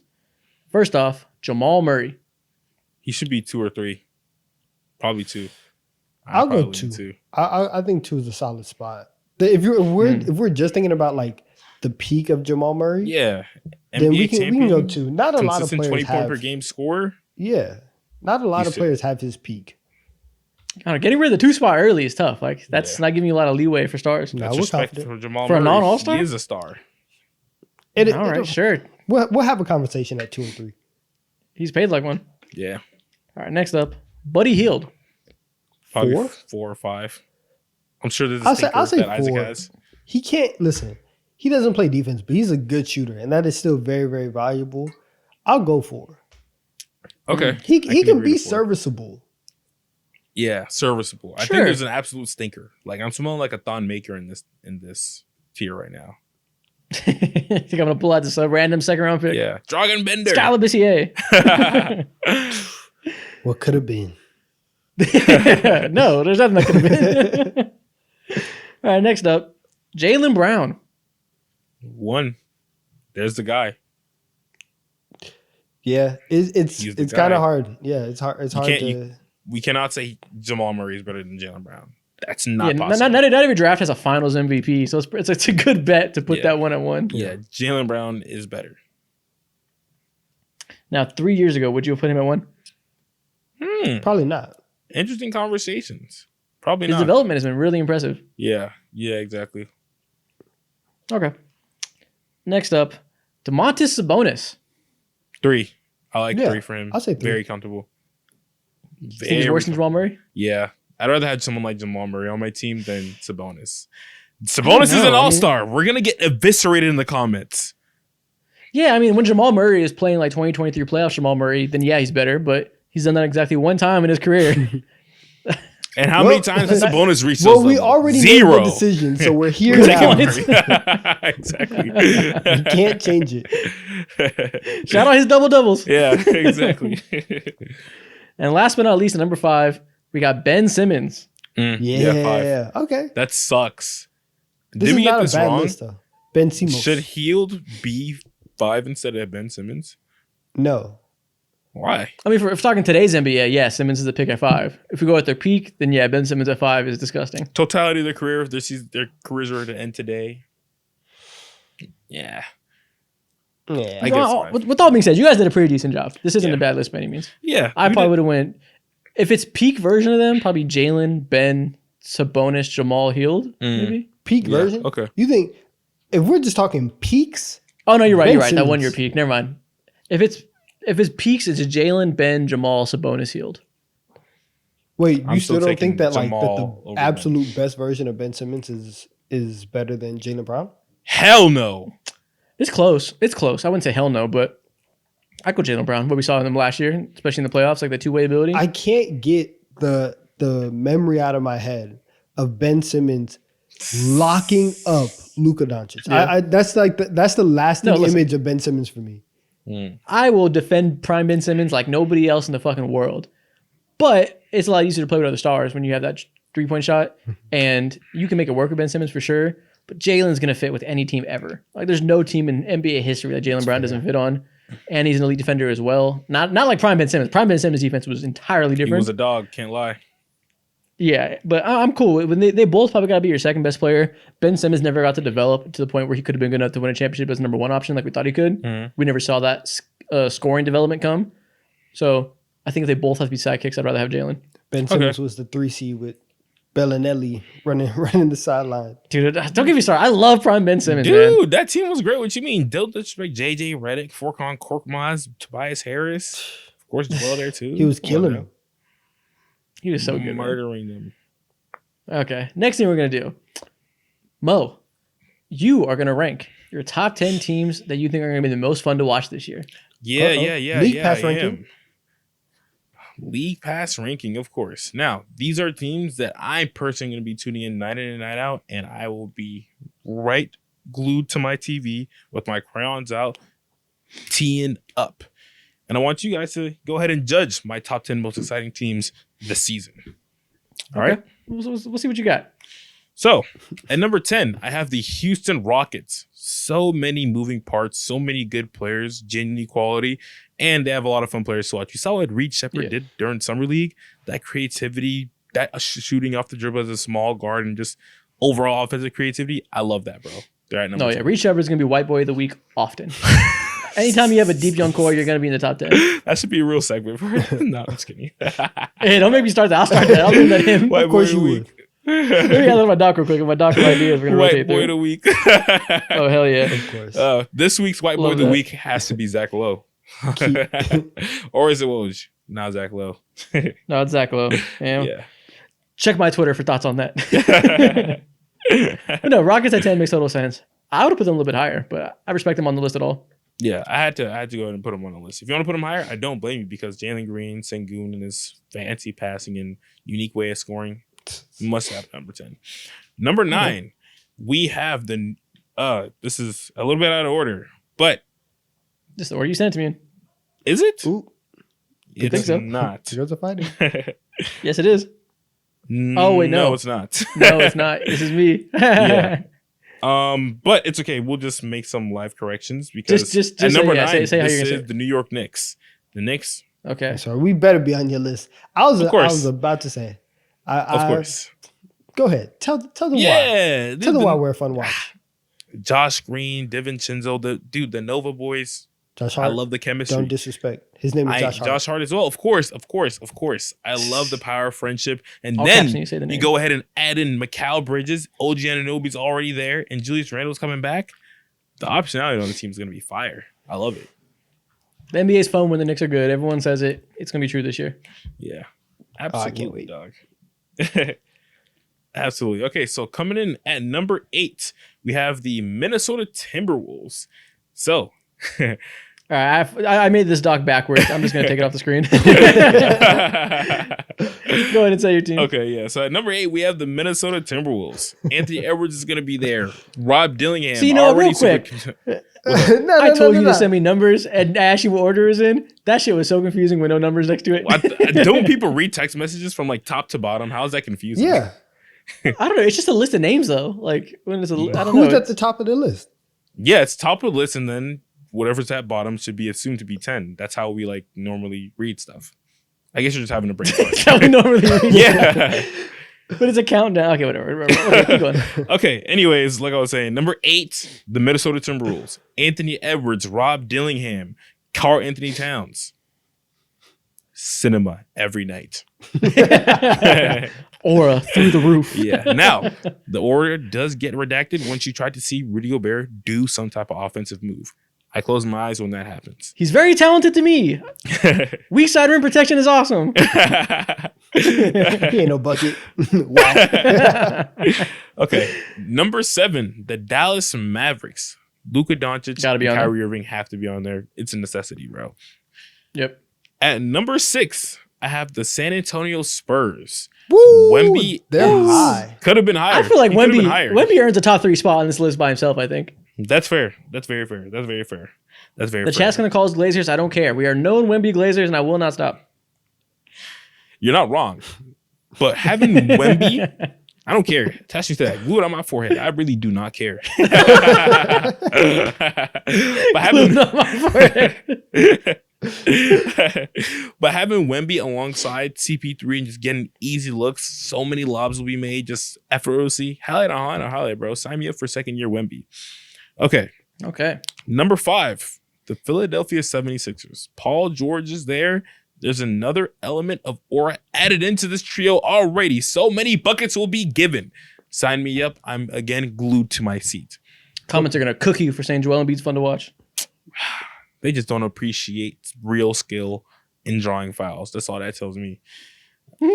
And number 4, I have the Oklahoma City Thunder. They're probably going to be the best team in the NBA. Bare minimum. Only 4?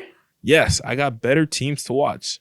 Lock in Top with me. 2 team in the NBA? Young, fun? I'm sorry. Yeah, young, fun. They got Tread, Isaiah Best team in the West? Einstein. Listen, yeah. I hear, but listen. At number 3, I have LeBron James and Los Angeles Lakers alongside JJ Redick. Bronny James is gonna be over there, bro. Anthony Double Davis is Bron? gonna be doing Two double of them? Bron, not one LeBron, but I got 2 for you. And then Bron's JJ where? Redick too, giving us the most Could go two more. quality. JJ Redick's giving you the most quality, not only in-game meltdowns, but post-game interview meltdowns as well. Sensational. Oh, that'll be entertainment. That'll be Hollywood cinema for sure. Exactly. Old Bron 2 is probably going to be one of the last year we see him playing at a high level. Who knows? So listen, he's 40. This can't go on for much longer. Exactly. It just goes on to 45. This fuckery has to come to an end. Number 2, I have the Memphis Grizzlies. God, the league missed Ja Morant. They're going to be so damn good. Big body Edie's in the back. Also, Jaren Jackson Jr. has the defensive player of the year. He's just waiting to go ahead and look better again once Edie's back behind him, and then Ja Morant's there to just take all the spotlight.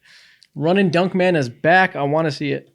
And at number 1, I have the Atlanta Hawks. I wish I could rip my hoodie over right now and open up my Atlanta Hawks jersey because this is the team that I'm riding and dying for. I don't have to have any expectations. I'm gonna watch I'm gonna watch Trey drop 32 and 13, and he will gain respect in the NBA. Hey, Mo. What happened to Shame? What is that? You don't know, that's for sure. When it comes to the Hawks, all I speak is facts. And they're number 1 on my list. Disgusting. Terrible. Deplorable. Terrible. Listen, man, I'm 10 toes. I'm a fan. That's what you call me. All right. Downright devilish. My top 10 is immaculate, if you ask me. Is there any team that I left off? Maybe you could have said the New Orleans Pelicans or something like that, but I feel like that's going to be a heartache to watch. I mean, there's no Celtics. Yeah. The Bucks, maybe? Yeah, the Bucks, honorable mention for sure, because Giannis and Dame, naturally. Could have said the Warriors because Steph Curry's carrying. You like the Suns? No, the Suns cool. That's all right. Yeah. Mid-range buckets are cool. Okay. Next thing we're going to do. What we're going to do now is I'm going to show you guys some pictures of random NBA players over the years, and you guys got to see who can name them faster. Who knows the most randos? Okay. So it's like nostalgic players. They're not random. Like they're players that you should know if you're an NBA fan, but it's players that we haven't thought about in a long time. So we're just gonna have a nostalgia fest essentially. Okay, let's do it. Let's go. So who can name this random NBA player first? I'm frying First you, off, Donovan. Who is this player? Jake Layman. No. 1-0 for Mo immediately. Yes, this is Jake Layman. There you go. Woo! See, Mo has the pressure on him because Mo knows this is not his game. So he's taking all the points he can get. Oh, you say that now. Let's go. Next up, who is this Jordan player? Hill. That was easy. I need to give him. Lakers legend. Lakers tanking year legend. Yeah, I need to give him one. Charity work, really. Yeah, exactly. Enjoy that. I appreciate that. That's why we're You're friends. a kind guy. That's why we're friends. You're nice. Next player. Who is this player? Anthony Anthony Tolliver. Ah, I said it first. No, I finished it. I said it first. I said it Mo first. said it first. I said it came from first. Mo I first heard for you me. say it second. I heard you say it second. Where are we now? Well, call up your Wi-Fi company because your shit is slow. My shit is not. No, that's Your my Wi-Fi point. sold That's my you. point. Nah, That's my point. Sorry. Isaac, manipulate the tapes. This is my point. Edit it so that I'm first because I got it. We'll call that one a draw. You guys both had it immediately. What? I got schemed. Crowley, did you see That's this? Don Tolliver right there. That's my guy. Shout out Anthony Tolliver, man. That guy looked like he was 35 when he was drafted. Straight out the 70s. Great game. Human roach. I have no idea who this is. You got me. You got me. He looks like an extra from like the Lake Show series, bro. Like, I was thinking the same thing. He looks like the security guard from Orange is the New Black. Yeah. I have a name in mind, but it's gonna be mad racist. So just tell me who it is. What is it, D'Anthony? Yeah, just say it. Nah, I can't. Is this Naz Muhammad? This is Najee Muhammad. Oh, let's go. Damn. Yeah. Why would that be racist? I didn't know this was him. If I would have seen him like tall, he doesn't look tall in this picture. That's what it is. He looks like a guard. It's African. Over there. Over there. Ivan gets the point. Wow. Bring back regionality.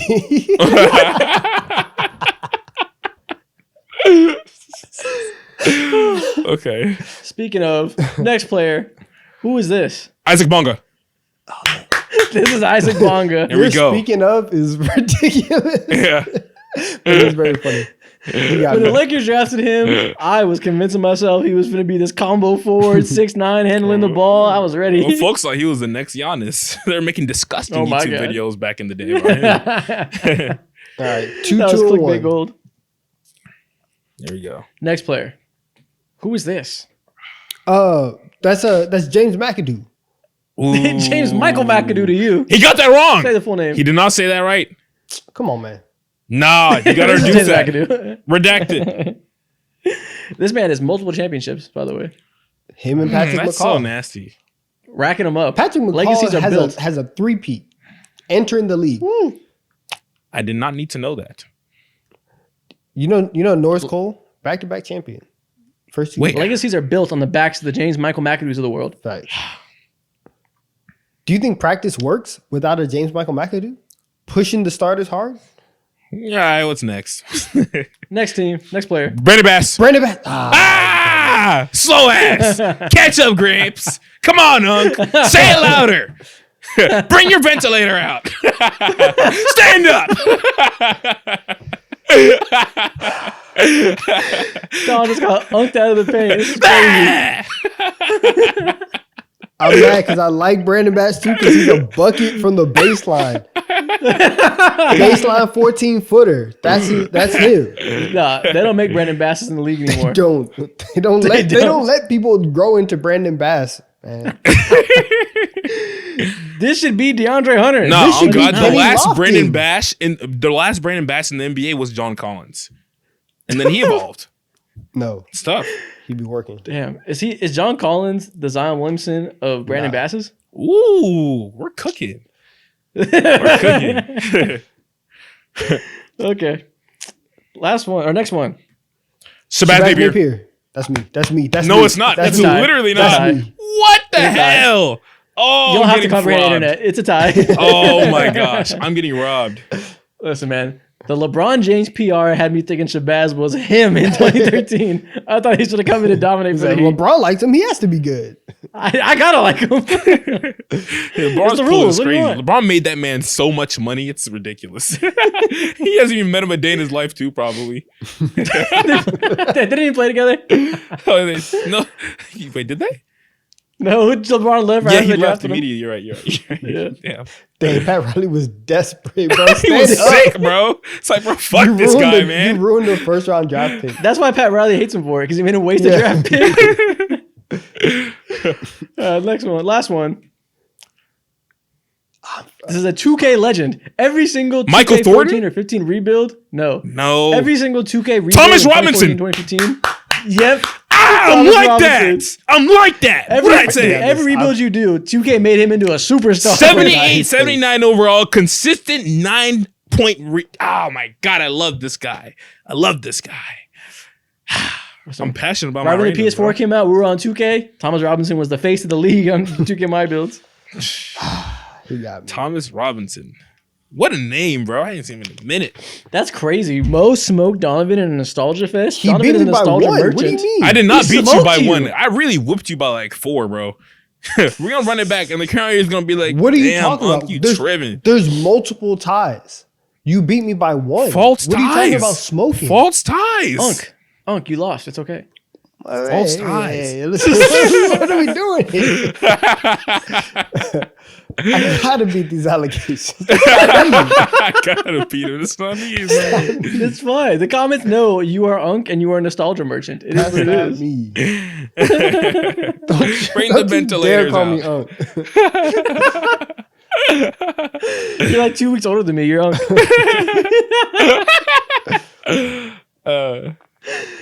Are you like exactly 2 weeks older than me? Yep, like 15 days. 15 days. Yeah. Damn. Unk. Unc for real. All right, last video we're going to do. Donovan, I believe this is on you. Yes. So I'm gonna listen. We're gonna be doing again like a versus, but I'm gonna give you 2 NBA players, and you're gonna let me know who's more likely to make the Hall of Fame.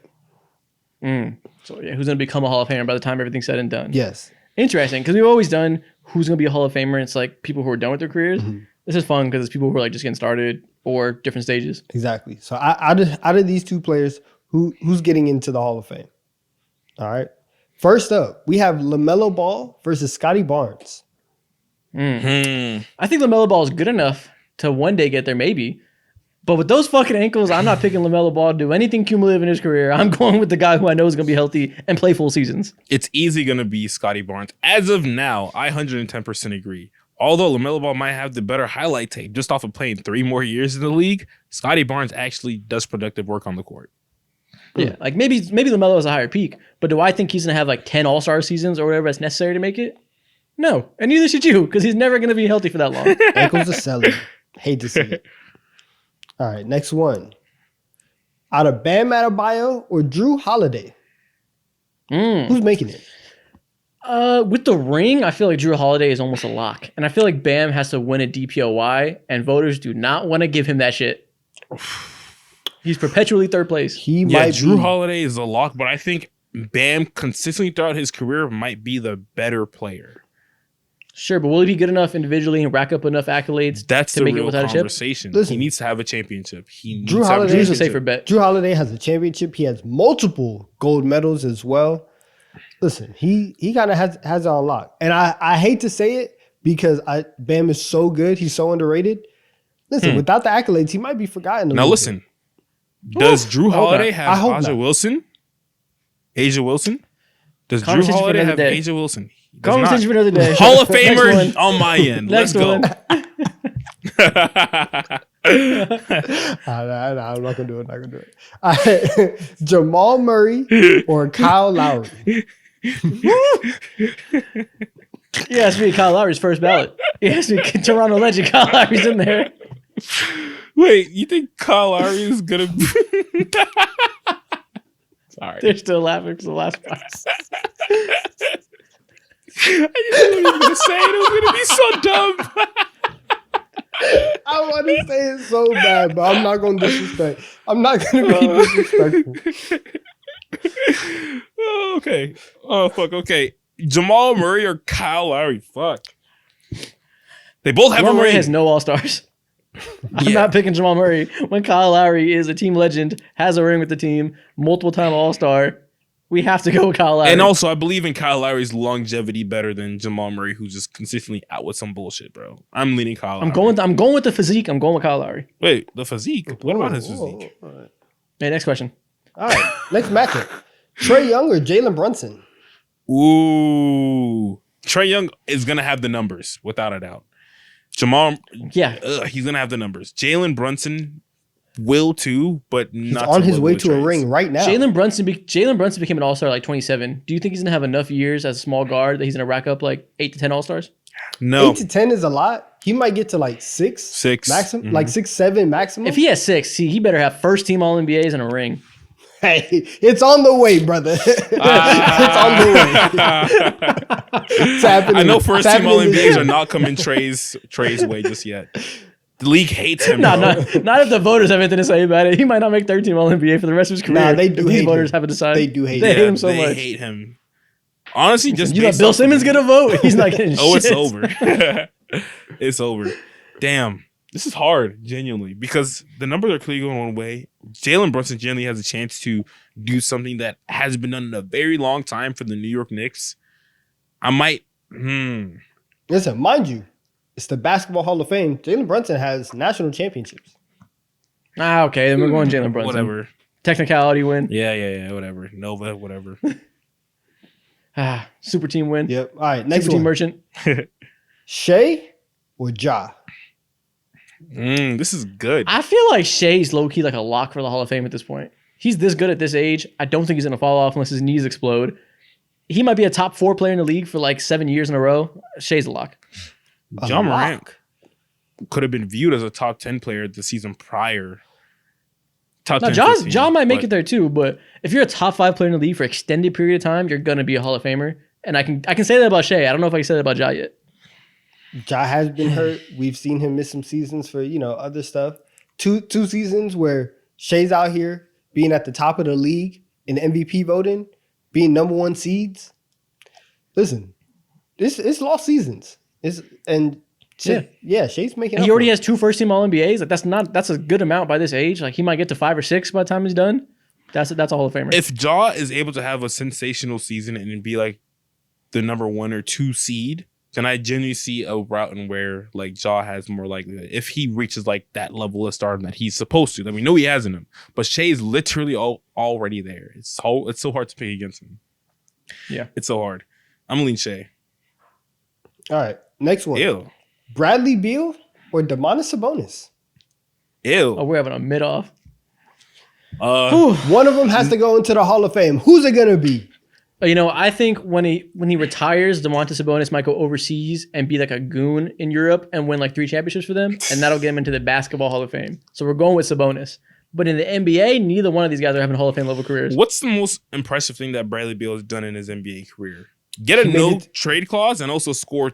Did he have the? Yeah, be a bag getter. Yeah, that's be what a the most bag impressive thing getter. is. Get But- fucking bans. That's what the most impressive thing is. Get fucking banned.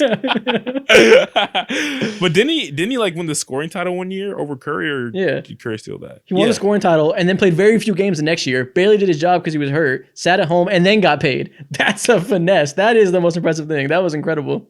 All right, listen, I might have to go Bradley Beal. This- A Yeah. scoring title means something, and you have that and a no trade clause.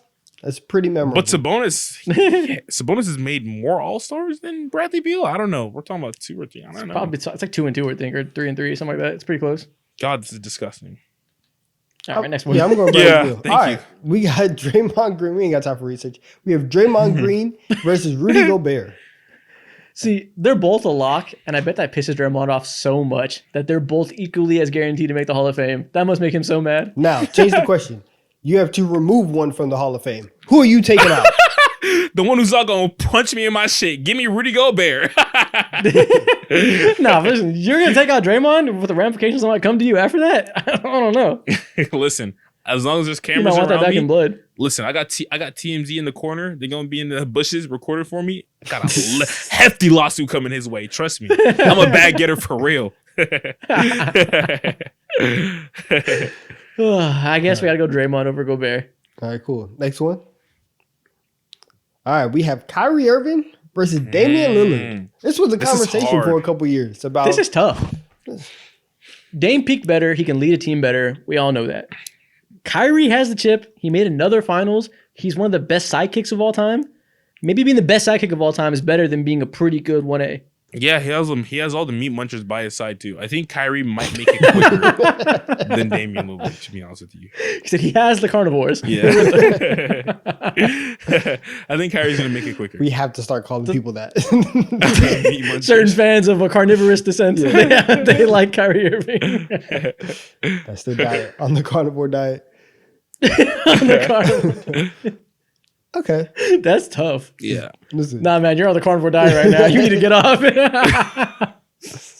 But It's kind of cool. we'll go Kyrie Irving. I'm writing Kyrie it Irving's down. name is etched in history. Damian Lillard is better, but not as accomplished. And end of the day, that's what Hall of Fame rewards. 0 chips, 0 finals MVPs, beard grown. I'm sorry, Dave. I didn't say it. That's what they say about you.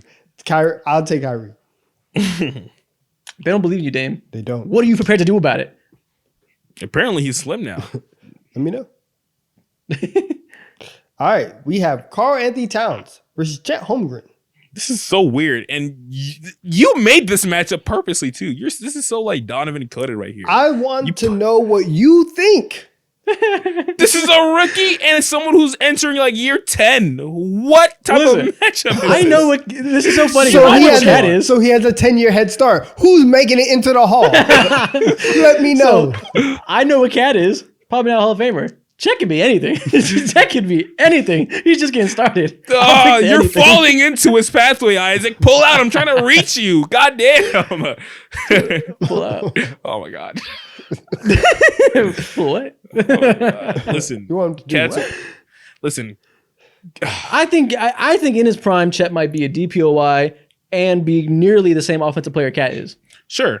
But same logic. And I think he has a good chance of being on a championship team playing next to Shea and J-Dub. I'm going with Chet. I don't know. Same logic applies to like with Shea Gilgeous-Alexander and Ja. We already know what Shea is. We already know what Cat is. One of the best 3-point shooters in NBA history as a big. And So he's you've not a seen Hall him of as a Famer. one and also other stuff. He's not a Hall of Famer, but Chet's a rookie. It wasn't He was pretty as a rookie. one. It wasn't pretty as a one, and it's barely pretty as a two. Like it's Cat's Chet's not a barely like a did lock. anything just yet. He's literally a rookie. So is Cat, and Cat is 10 years. Give me Chet. I'm not over here fighting for Karl Anthony My Towns, plan but worked. I can't say. Chaos Look, has you ensued. fell for it, Isaac. You got manipulated. Oh my gosh. You got Don syndrome now. How do you feel? What syndrome? Don syndrome. Hateful. Wake up just mad. Mean mugging in the street. Always Might be a looking very over nice on the person. wrong side of the bed. Just dark gloomy Don's a cloud paper just tiger. following you everywhere. All right, that's the last one. And that's the end of this episode. If people are still here, comment, this man has Dawn syndrome. And we'll see y'all next week. Syndrome. The NBA season is back. We'll see y'all next week. Woo!